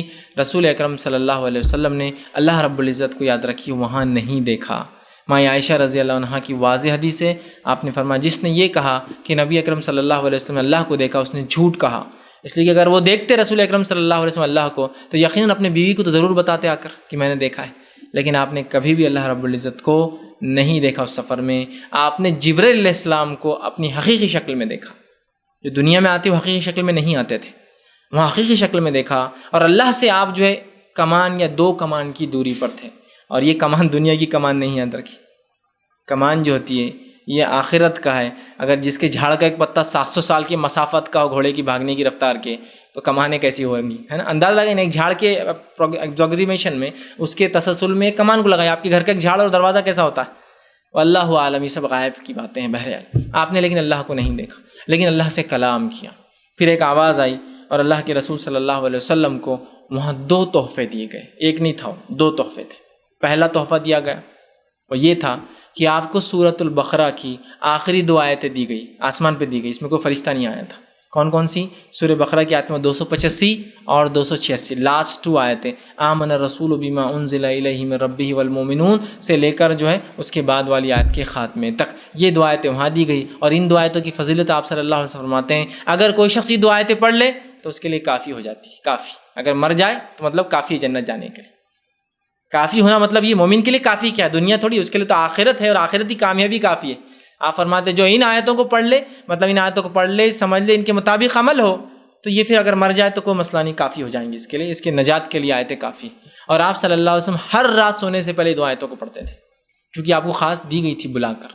تو پہلا تحفہ 2 آیتوں کا دیا جانا. اس کے بعد آپ کو دوسرا تحفہ ملا اور وہ سب سے اصل تھا، یاد رکھیے یہ تو قرآن کا حصہ ہی ہے قیامت تک کے لیے. یہ تحفہ بڑا اہم تھا اور وہ تحفہ تھا نماز کا تحفہ، جو آپ کو اللہ نے فرمایا اے محمد صلی اللہ علیہ وسلم آپ کی امت کے لیے 50 وقت کی نماز فرض کی گئی ہے. نبی اکرم صلی اللہ علیہ وسلم خوش ہوئے. ایک روایت میں آتا ہے یہاں یا اس سے پہلے کسی نے کہا کہ یہ پہلے سفر میں مسجد اقصیٰ میں یہ واقعہ ہوا، کچھ کہتے آسمان پہ ہوا کہ جبرائیل علیہ السلام آپ کے پاس ایک تشلے، ایک جو ہے ٹرے لے کر آئے، ایک، اور اس کے اندر 2 پیالے رکھے تھے، ایک میں شراب ایک میں دودھ، اور کہا ہے محمد صلی اللہ آپ پیجیے. رسول اکرم صلی اللہ علیہ وسلم نے دودھ کا پیالہ اٹھایا تو جبرائیل علیہ السلام نے کہا آپ نے فطرت کو چنا، فطرت کو چنا. اگر آپ شراب کا پیالہ اٹھا لیتے تو آپ کی امت پوری گمراہ ہو جاتی، بگڑ جاتی. آپ نے فطرت کو چنا. مطلب فطری چیز تو یہ کہ مومن ہر حال میں اچھی چیز کو پسند کریں. آپ نے فطرت کو چنا. اس کے بعد جو ہے آپ صلی اللہ علیہ وسلم کو 50 نمازیں دی گئی. آپ وہ تحفہ لیے، خوش ہوئے اور وہاں سے واپس لوٹنے لگے. جب واپس آتے وقت چھٹے آسمان پہ آئے تو موسیٰ علیہ السلام نے کہا تھا نا آتے وقت مجھے بتانا کیوں آئے ہو، باقی انبیاء نے نہیں کہا تھا. تو اللہ کے رسول صلی اللہ علیہ وسلم پوچھا اے محمد صلی اللہ علیہ وسلم کیا ملا، تمہیں کیوں بلایا گیا تھا؟ تو کہا اللہ نے مجھے 50 وقت کی نمازیں میری امت پر فرض کی ہے. موسیٰ علیہ السلام نے کہا دیکھو میں بھی جو ہے نبی رہ چکا ہوں قوم کا، میں جانتا ہوں میری امت کو تو اس سے بہت کم تھا، تمہاری امت اس کو پورا نہیں کر پائیں گی. اللہ سے جا کر تخفیف کنسیشن کی گزارش کرو. آپ سے فرماتے ہیں کہ میں پھر لوٹا، مطلب 6 آسمان سے پھر 7واں اور پھر سدرۃ المنتہا کے آگے گیا اور اللہ سے گزارش کی کہ اللہ کچھ تخفیف کی جائے. ایک روایت کے مطابق 5 اور 5 کم کیے گئے اور ایک روایت کے مطابق 10 کم کیے گئے. بہرحال دونوں باتیں درست ہو سکتی ہیں. 5 اور 5 کر لیے تو 10 ہو گئے. راوی ہو سکتا سیدھا 10 کی بات کر رہے ہو یا 5 دونوں باتیں درست ہے، اس میں کوئی بات غلط نہیں ہے. تو 5 یا 10 کر کے میری نمازیں کم کی گئی. جب 10 ہو گئی اور میں موسیٰ علیہ السلام کے پاس آیا، موسیٰ علیہ السلام نے کہا کہ اے محمد میری امت کو اس سے بھی کم تھا، تم اور تخفیف کا کہو. آپ وسلم تھوڑا سا ہچکچائے لیکن پھر گئے اور پھر گزارش کی اللہ سے. اس 10 میں اور تخفیف کی گئی، اس کو 10 سے 5 کیا گیا. پھر آپ واپس آئے اور پھر موسیٰ علیہ السلام ملے. موسیٰ علیہ السلام نے کہا میری امت کو اس سے بھی کم تھا اور جو باتیں ہم کو توریت کی روایتوں سے آج کی موجودہ ملتی ہے، موسیٰ علیہ السلام کی امت کو 3 نمازیں فرض تھیں. 3 نمازیں، سورج نکلنے سے پہلے، سورج بیچ میں سے گزرنے کے بعد اور سورج ڈوبنے کے بعد. ٹھیک، مطلب جیسے ہم فجر ظہر اور مغرب ہوں گی ہماری، تو 3 نمازیں فرض تھی وہ لوگوں کو. اور آج بھی یہودی 3 نمازیں پڑھتے ہیں. ان کی جو ہیکل ہوتی ہے، مسجدیں ہوتی ہیں، مطلب ہیکل بولتے ہیں بہرحال، اس میں 3 نمازیں اور بالکل ہمارے نماز جیسی ان کی نمازیں ہوتی ہیں، ہاتھ باندھ کر کھڑے ہونا، رکوع اور سجود بھی ہوتے ہیں اس کے اندر. ٹھیک ہے بہرحال. تو کہا تمہاری امت جو ہے یہ نہیں کر پائیں گی، اس لیے کہ میں ایکسپیرینس گین کر چکا ہوں، امت بہت مشکل ہے. میری امت کو اس سے بھی کم تھا، 5 سے بھی کم تھی، تو نہیں کر پائے. تو آپ نے فرمایا کہ اے موسیٰ اب مجھے بہت شرم آتی ہے، میں بہت بار لوٹ چکا ہوں. کہ تو اگر وہ 5 کی روایت کو لے تو آپ اب تک 9 بار لوٹ چکے تھے، 9 ٹائمز جا کر آ چکے تھے. اور اگر 10 کی روایت کو لے تو آپ اب تک 5 بار جا کے آ چکے تھے. 10 اور پھر 5 نا، 10 اور 5 تو 5 بار جا کے آ چکے تھے. آپ نے کہا اب مجھے حیا آتی ہے، شرم آتی ہے کہ میرا رب مجھے کچھ دینا چاہتا ہے اور میں کم کرتا جا رہا ہوں. اس کے بعد جب 6 آسمان پہ سے آپ نے طے کر لیا کہ آپ واپس نہیں جاؤں گا، تو ایک آواز ہے اور کہا اے محمد صلی اللہ علیہ وسلم آپ کی امت کے لیے میں نے ہر عمل کو 10 گنا بڑھا دیا ہے، لہٰذا جو تمہاری امت میں سے 5 وقت کی نماز پڑھ لیں گا ثواب پورے 50 کا پائیں گا. 10 ٹائمز بڑھا دیا گیا. اسی لیے آپ صلی اللہ علیہ وسلم نے حدیث میں فرمایا جو رمضان کے روزے رکھے اور اس کے بعد شوال کے 6 روزے رکھے، چاہے ایک ساتھ رکھے یا توڑ کر رکھے، اسے سال بھر کے روزوں کا ثواب ملے گا. رمضان کے روزے کتنے ہوئے؟ 30. شوال کے روزے ہوئے 6، کتنے ہو گئے؟ 30 اور 6 36. 36 کو ضرب دیجیے 10 سے کتنے ہوتے؟ 360، مطلب پورے سال کے روزوں کا ثواب. تو 5 نمازوں کا ثواب 50 کا، 36 روزوں کا ثواب 360 کا، اور ایک سال خمری اعتبار سے، اسلامی اعتبار سے 355 دن کا ہوتا ہے، 355. تو گویا آپ نے سال بھر روزے رکھے، دیکھیے کیسی حکمت ہے. تو ہر نیکی کا ثواب 10 گنا بڑھا دیا گیا. اور علماء لکھتے ہیں محدثین یہ ہر کام کے لیے آپ کی نیت کے اعتبار سے ہر کام میں اللہ امت مسلمہ کو ایک نیکی کے بدلے 1 سے 10 تک ثواب دیں گا. اس کے جس کو بولیں گے نیت کے خالص ہونے کی بنیاد پر 1 2 3 4 5 6 7 8 9 10 گنا اللہ بڑھا سکتا ہے. یہ بات یاد کہ تو آواز کیا آتی ہے محمد صلی اللہ علیہ وسلم آپ کی امت کے لیے میں نے ہر نیکی کو 10 گنا بڑھا دیا ہے، لہٰذا جو 5 وقت نماز پڑھ لے 50 کا ثواب پائیں گا. آپ نے حدیث فرمایا جو 30 روزہ کے بعد 6 رکھ لے 360 سال بھر کا ثواب پائیں گا. ہر نیکی میں ہم کو یہ شرف حاصل ہے کہ ہم 1 سے لے کر 10 تک بڑھ جاتے ہیں گناہوں میں، لیکن اللہ کا فضل بھی اس امت پہ ہے، ہمارے گناہ صرف 1 کے بدلے 1 ہی لکھے جاتے ہیں. اپلائی ہوتی ہے، گناہ نہیں ہوتے ہیں الحمدللہ. ٹھیک، بہرحال تو آپ نے کہا کہ اب تو شرم آتی ہے. آواز آئی کہ آپ کو وہی دیا گیا، اور اس کے بعد آپ صلی اللہ علیہ وسلم وہاں سے نکلتے ہیں اور وہاں سے آپ واپس آتے ہیں. اس دوران اور کچھ جو واقعات جو دیگر روایت میں ملتے ہیں اس واقعے کے علاوہ وہ بھی رکھتا چلتا ہوں.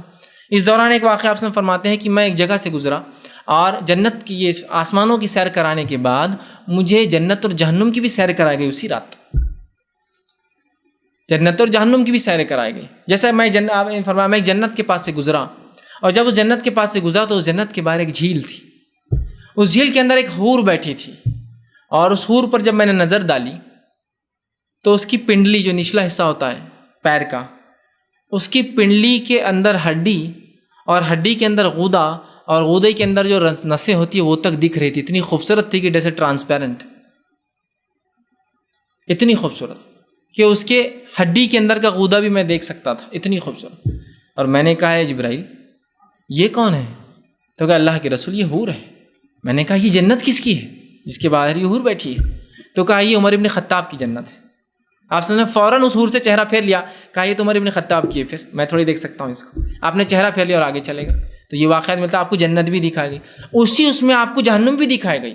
آپ ایک جگہ اگر آپ فرماتے مجھے جہنم دکھائی گئی، اور ایک شخص تھا جو زیادہ ہنستا نہ تھا، اور جہنم نیچے ہے گڑھے کے اندر، یاد رکھیے جہنم نیچے، جنت اونچی ہے، تو وہ اندر جو ہے ایندھن ڈال رہا تھا جس سے وہ جہنم اور بھڑک رہی تھی، وہ اور ڈالتا اور بھڑکتی۔ میں نے پوچھا اے جبریل یہ کون ہے؟ یہ شخص تو زیادہ ہنستا بھی نہیں ہے۔ تو کہا یہ مالک ہے، یہ جہنم کا داروغہ ہے، جہنم کو دہکانا، سلگانا، لوگوں کو ڈالنا اس کی ذمہ داری، یہ پورا مینٹیننس، مطلب پوری جہنم کو یہی دیکھ بھال کرتا ہے۔ داروغہ مطلب ہیڈ ہے اس کا۔ اس سفر معراج میں ہی عذابات آپ نے دیکھی، کیوں تو جہنم میں سب سے پہلے آنکھ کے عذاب کے ساتھ تمام عذاب لگے ہوئے، آنکھ کے ساتھ وہ آنکھ کے گولے کھانا، آنکھ کے ساتھ وہ خون اور پیپ پینا، آنکھ کے ساتھ وہ روندے جانا، آنکھ کے ساتھ سب ہے معلوم، آنکھ کے ساتھ وہ توق ڈالا جائے گا گلے میں جو زمین پہ گرے گا، جو دوسروں کی زمین لوٹ لیں گا، آنکھ کے اندر ہے سبھی۔ اور وہاں کی آنکھ دنیا کی آنکھ سے 70 گنا زیادہ ہے، 70 ٹائمز۔ آپ نے فرمایا کہ دنیا کی آنکھ کے مقابلے میں جہنم کی آنکھ 69 درجے، اگر ٹوٹل ملا لیا تو 70 درجے زیادہ ہے۔ اور دنیا کی آنکھ سے مراد کیا معلوم آپ کو؟ دنیا میں کتنی آگ ہم پیدا کر سکتے ہیں اس کے مقابلے میں۔ آج ہم جانتے ہیں انسان لاکھوں ڈگری سینٹی گریڈ تک پہنچ سکتا ہے۔ جو نیوکلیئر فیشن ہوتا ہے نا، جو کسی مادے کے خلا جو ہوتا ہے نیوکلیئر جس کو بولتے ہیں، اس کو جو توڑا جاتا ہے مختلف ذریعے، جس سے اتنی انرجی نکلتی ہے، جس سے آج کل بہت سے ری ایکٹرز وہ چلتے ہیں، اس کو توڑنے کے لیے لاکھوں ڈگری لگتا ہے۔ تو لاکھوں ڈگری تک تو ہم جا سکتے ہیں، لاکھوں ڈگری تک اگر ہم دنیا میں جا سک رہے ہیں، 1 لاکھ لے لیجیے موٹا موٹا حساب، تو 1 لاکھ کو ضرب دے دیجیے آپ 70 سے، 70 لاکھ ڈگری ٹیمپریچر جہنم کی آگ ہوگی۔ اور قیامت تک انسان کتنی آگ پیدا کر پائیں گا، پتہ نہیں کتنے کروڑ ڈگری اس کے مقابلے میں، چونکہ دنیا کی آگ کے مقابلے میں 69 ٹائمز زیادہ ہے، اور وہ آگ اتنی زیادہ ہے اور اتنی سخت ہے کہ اس کا رنگ کالا ہے۔ آپ بھی جانتے ہیں، میں بھی جانتا ہوں، آگ کے فیزز ہوتے ہیں، اور ہر فیز میں آگ کی انٹینسٹی سے اس کا رنگ چینج ہوتا ہے۔ ہماری گھر کی گیس کو آپ دیکھیے، اودی ہوتی ہے، اودی کے بعد لال ہوتی ہے، اور سب سے اوپر والی لو اگر بڑی تو وہ اورنج رنگ کی ہوتی ہے نا، تو وہ اورنج کا ٹیمپریچر زیادہ ہوگا۔ جو اودی ہوتی ہے وہ اتنے کم ٹیمپریچر کی ہوتی ہے کہ اس پہ آپ کا ہاتھ تو دور، آپ کا کپڑا بھی نہیں جلتا، معلوم آپ کو۔ کسی کو اگر آزمانا تو ایک لائٹر لے، لائٹر پہ دستی باندھ دے اور لائٹر چالو کر دے، لائٹر چالو ہوگا دستی نہیں جلیں گی، لیکن آپ کی چونکہ نچلے والا آنکھ کا حصہ بلو ہوتا ہے جو ٹھنڈا ہوتا ہے، اس کے بعد ریڈ اور اس کے بعد اورنج ہوتا ہے۔ تو آنکھ اپنے الگ الگ ٹیمپریچر کے حساب سے رنگ بدلتی ہے۔ جہنم کی آنکھ 70 درجے اتنی زیادہ ہے کہ اپنا رنگ کھو چکی ہے، کالی ہو چکی ہے۔ اس کے بعد آپ فرماتے ہیں کہ میں جہنم کے داروغہ مالک سے ملاقات کی۔ ایک روایت میں آپ نے فرمایا میں نے کچھ لوگوں کو دیکھا، ان کے ناخن جو ہے پیتل کے تھے یا تانبے کے تھے، اور وہ اپنے چہروں کو نوچتے اور پورے جسم کو نوچتے۔ میں نے کہا جبریل یہ کون لوگ ہیں، کیا کرتے، یہ کیا نوچ رہے؟ تو کہا محمد صلی اللہ علیہ وسلم یہ آپ کی قوم کے وہ لوگ ہیں جو غیبتیں کیا کرتے تھے لوگوں کی، کہ تو غیبت میں لوگوں کی عزت اچھلتی ہے نا، یہ لوگوں کی عزتیں اچھالا کرتے تھے۔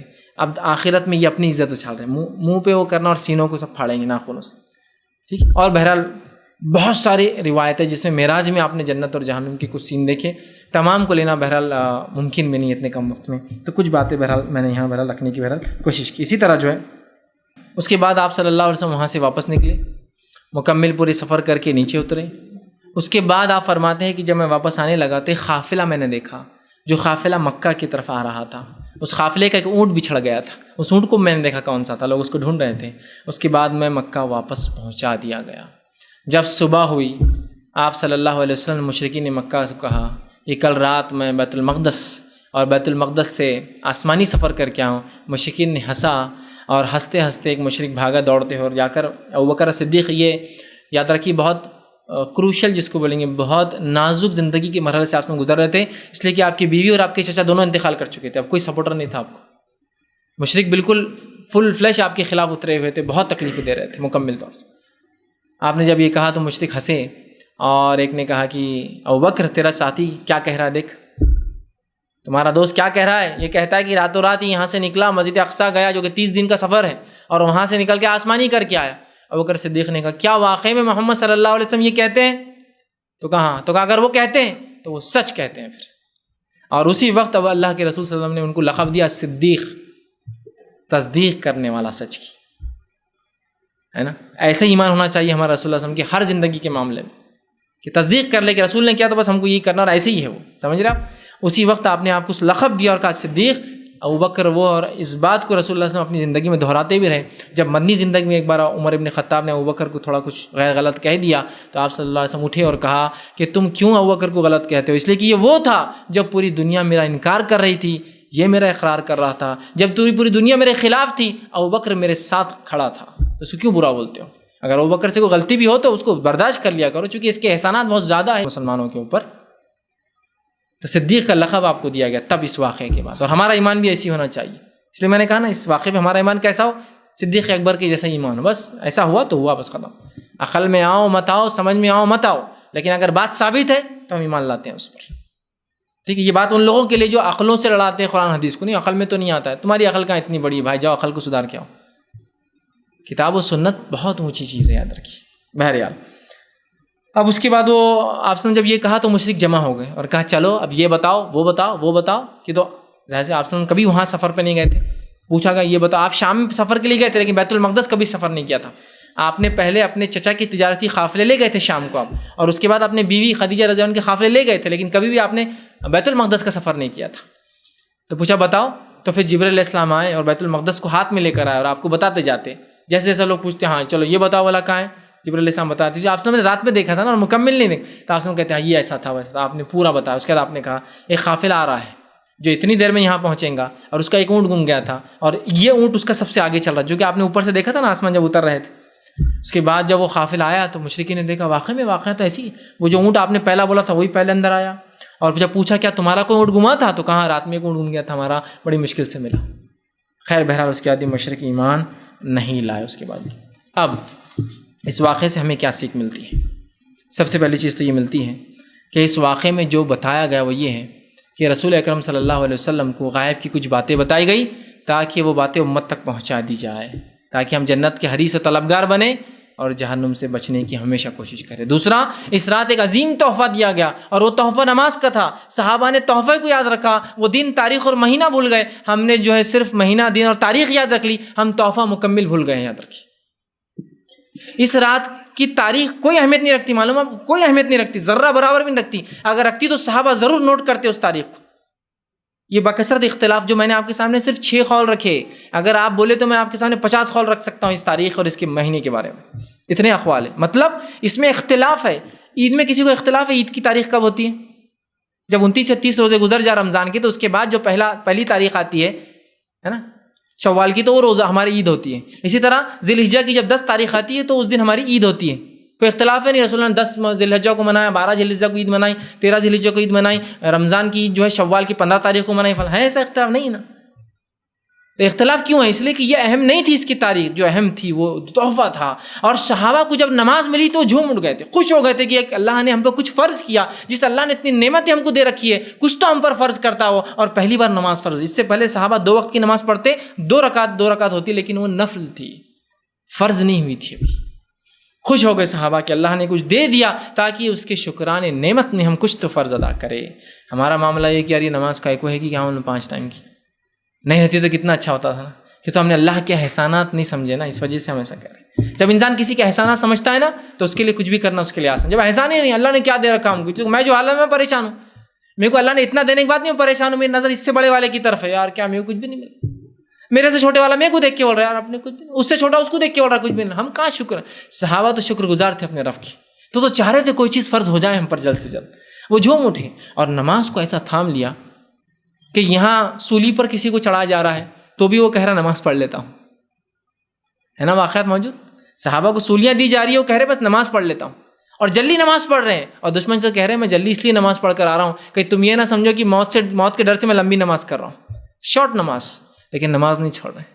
نماز کے لیے نہ ان کے لیے کوئی موسم ہے، نہ کوئی ان کی بیماریاں ان کو نماز سے روکتی ہے، کہ تو وہ تحفہ تھا ان کے رب کی طرف سے. اور آج ہماری نمازیں چھوڑنے کا کیا حال ہے مجھے بولنے کی ضرورت نہیں، صرف اتنا بتا دوں کہ اس زمانے کے منافق بھی نماز نہیں چھوڑ سکتے تھے 5 وقتہ. ان کو بھی مجبوری میں صفوں میں آ کے کھڑے ہونا پڑتا تھا. آج ہم اپنے آپ کو مسلمان بول کر صفوں سے غائب ہیں.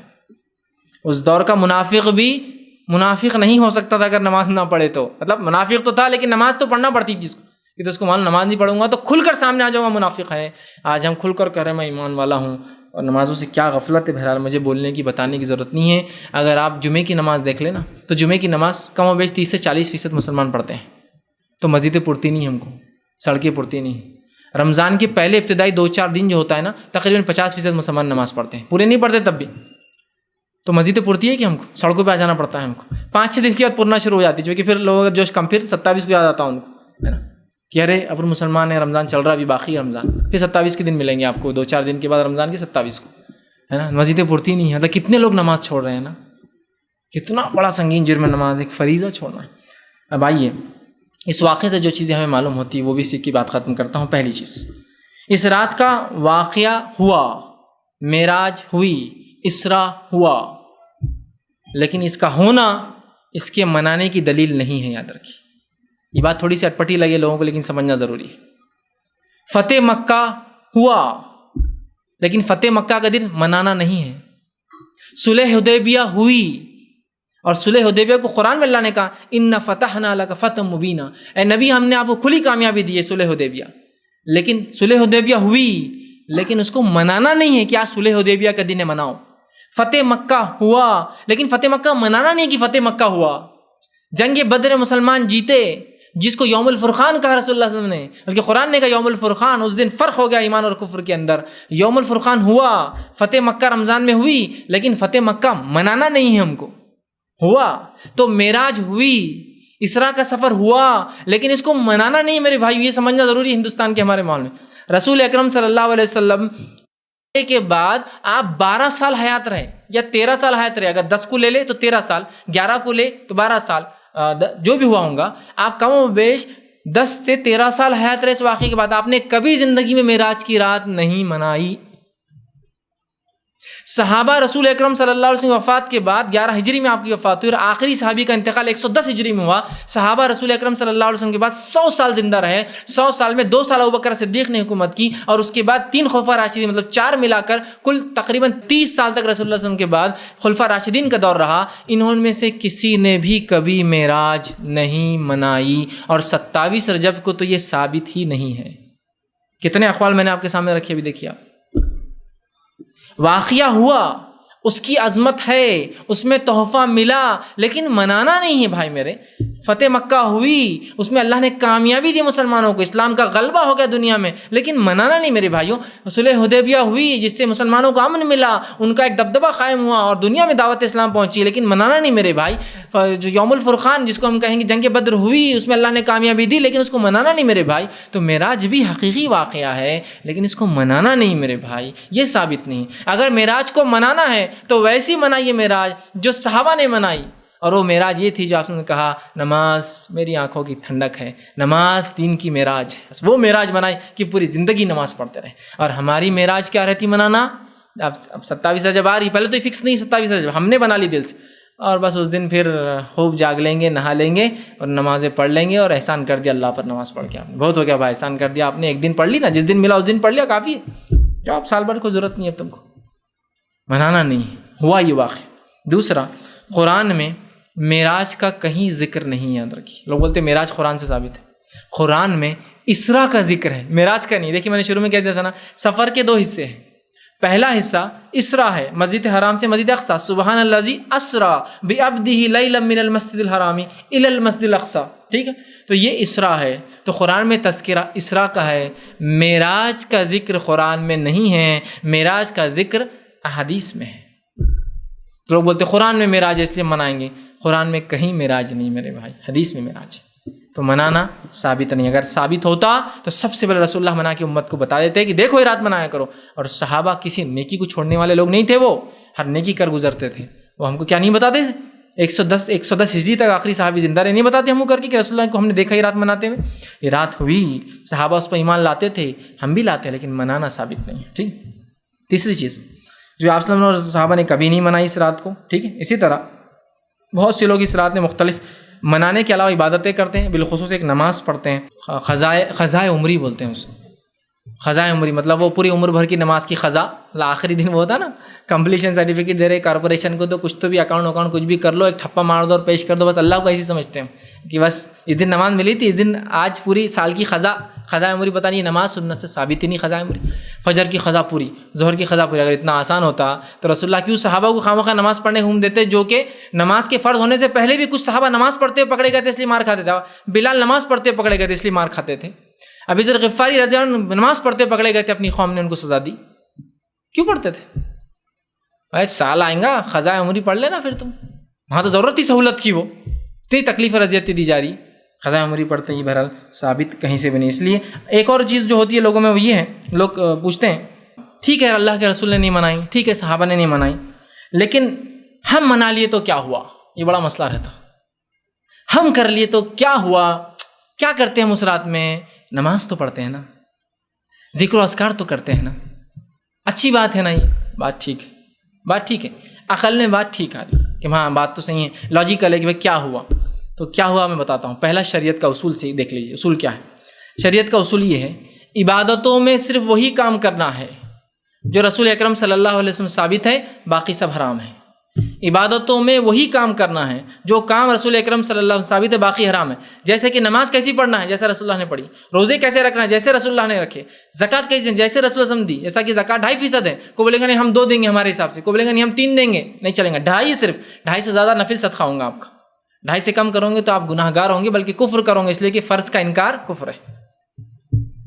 عبادتوں میں وہی کام کرنا ہے جو رسول اکرم صلی اللہ علیہ وسلم ثابت ہے، باقی سب حرام ہے۔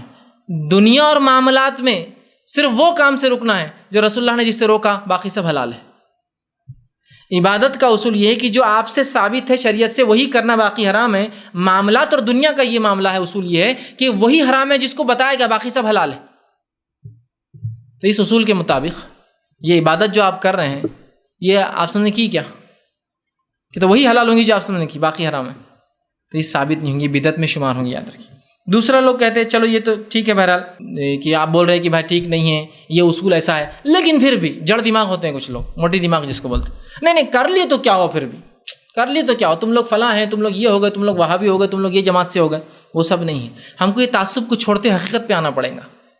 تعصب ایک الگ چیز ہے کہ میں فلاں جماعت سے ہوں، فلاں ہوں، ہم تعصب کی بنیاد پہ نہیں، ہم کتاب و سنت کی بنیاد پہ بات کر رہے ہیں۔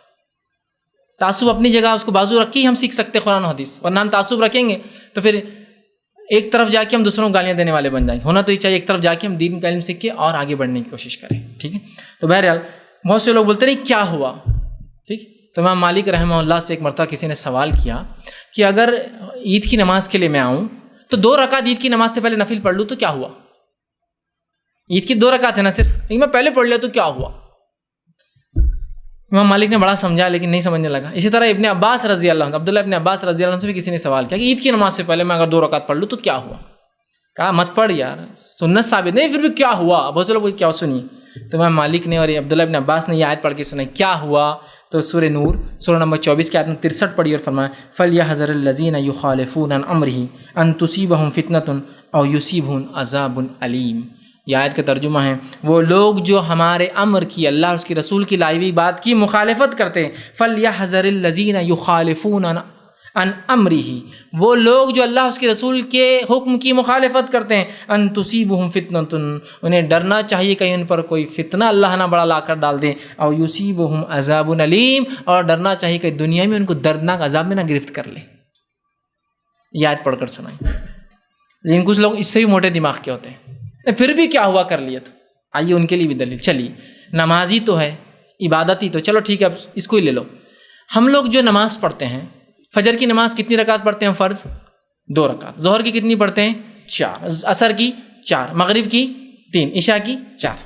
اب میرا جڑ دماغ کیا بول رہا ہے معلوم کہ یہ 2 اور 3 آڈ ہو جا رہی نا، فجر کی 2 اور مغرب کی 3، ہم کیا کریں گے؟ فجر بھی 4 پڑھیں گے، ظہر بھی 4 پڑھیں گے، عصر بھی 4 پڑھیں گے، مغرب بھی 4 پڑھیں گے، عشاء بھی 4 پڑھیں گے۔ اس سے کیا ہوگا؟ فجر کی 2 رکعت بڑھ جائیں گے تو 2 سورہ فاتحہ بڑھ جائیں گے، 4 جو ہے سجدے بڑھ جائیں گے، 2 رکوع بڑھ جائیں گے، 1 قاعدہ بڑھ جائیں گے۔ کتنا اچھی بات ہے نا؟ یہ میں کر سکتا ہوں یا نہیں کر سکتا ہوں؟ بتائیے کیوں نہیں کر سکتا ہوں؟ آپ کے اصول کے مطابق کر لیے تو کیا ہوا؟ عبادت ہی تو ہے، نماز ہی تو ہے۔ آپ بولیں گے رسول اکرم صلی اللہ علیہ وسلم نے بتائی نہیں نا ہم کو، تو اگر آپ نے 2 پڑھی تو قیامت تک ہم بھی صرف 2 پڑھیں گے، ہے نا؟ یہی بات ہے نا؟ تو میں بھی تو یہ کہہ رہا ہوں، معراج منائی کیا آپ صلی اللہ علیہ وسلم نے؟ معراج منائی کا صحابہ نے، تابعین نے، تبع تابعین نے، اور اس کے بعد اگر آپ امام اور محدثین کی بات کریں نا، تو میں آپ کو دعویٰ کر رہا ہوں کسی ایک امام کی فقہ سے یہ رات کو ثابت کر کے بتا دیجیے، کسی ایک امام کے فقہ سے جس کو آپ مانتے ہو، ایک کسی امام کے فقہ سے کہ امام ابو حنیفہ نے اس رات کو منایا، امام شافعی نے اس کو منانے کا حکم دیا، امام مالک اس کو مناتے تھے، یا امام احمد بن حنبل نے منایا، چلیے یہ تو بھی لا کے دیجیے۔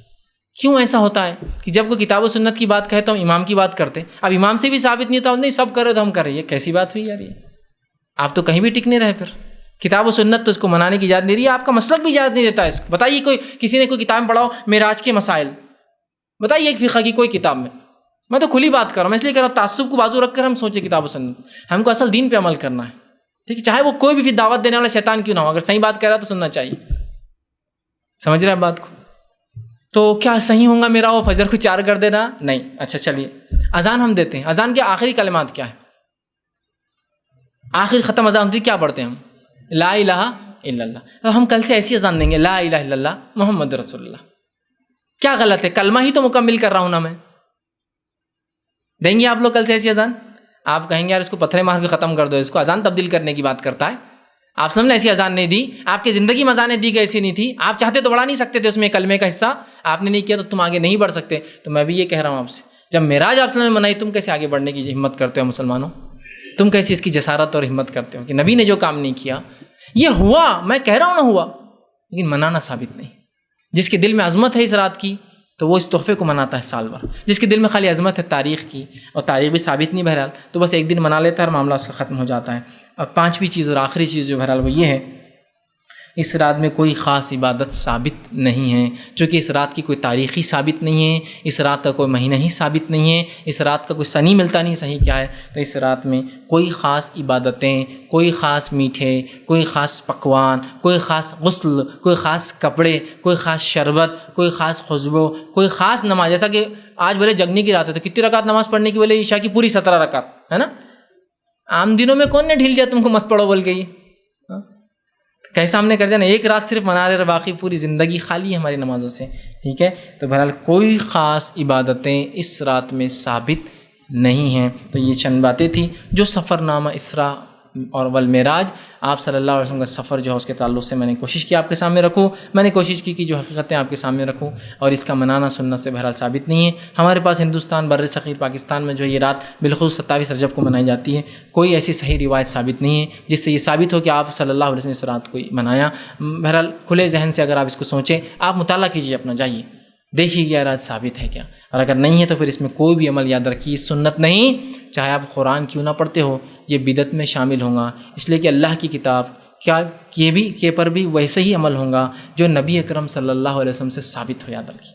آپ نے ہمیں سکھایا قرآن کو بھی کیسا پڑھنا ہے، کہ آپ نے کوئی ایسی فضیلت بتائی کوئی رات کی، کوئی کہا میں ہر رات عبادت کرتا ہوں تو پھر کل 27 کو بھی کرے، چونکہ وہ ہر رات کرتا ہے، خاص کرنا یہ درست نہیں ہوں گا، یاد رکھیے۔ ورنہ آپ ایک رات کو خاص کر لیں گے تو لوگ سمجھتے خالی یہ رات خاص ہے اور پوری زندگی نمازوں سے دور رہتے، یاد رکھیے کیسی بری بات ہے نا۔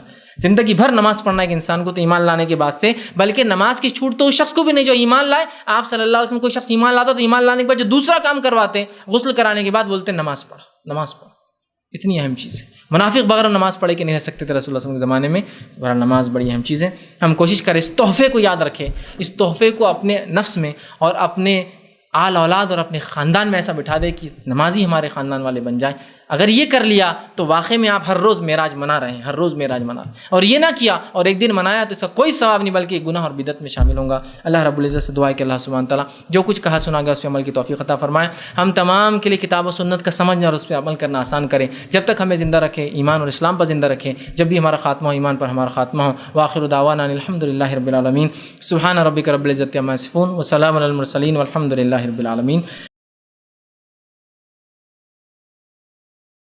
بسم اللہ الرحمن الرحیم، الحمد للہ رب العالمین والصلاة والسلام علی خاتم النبیین والمرسلین، رب اشرح لی صدری ویسر لی امری واحلل عقدۃ من لسانی یفقہوا قولی۔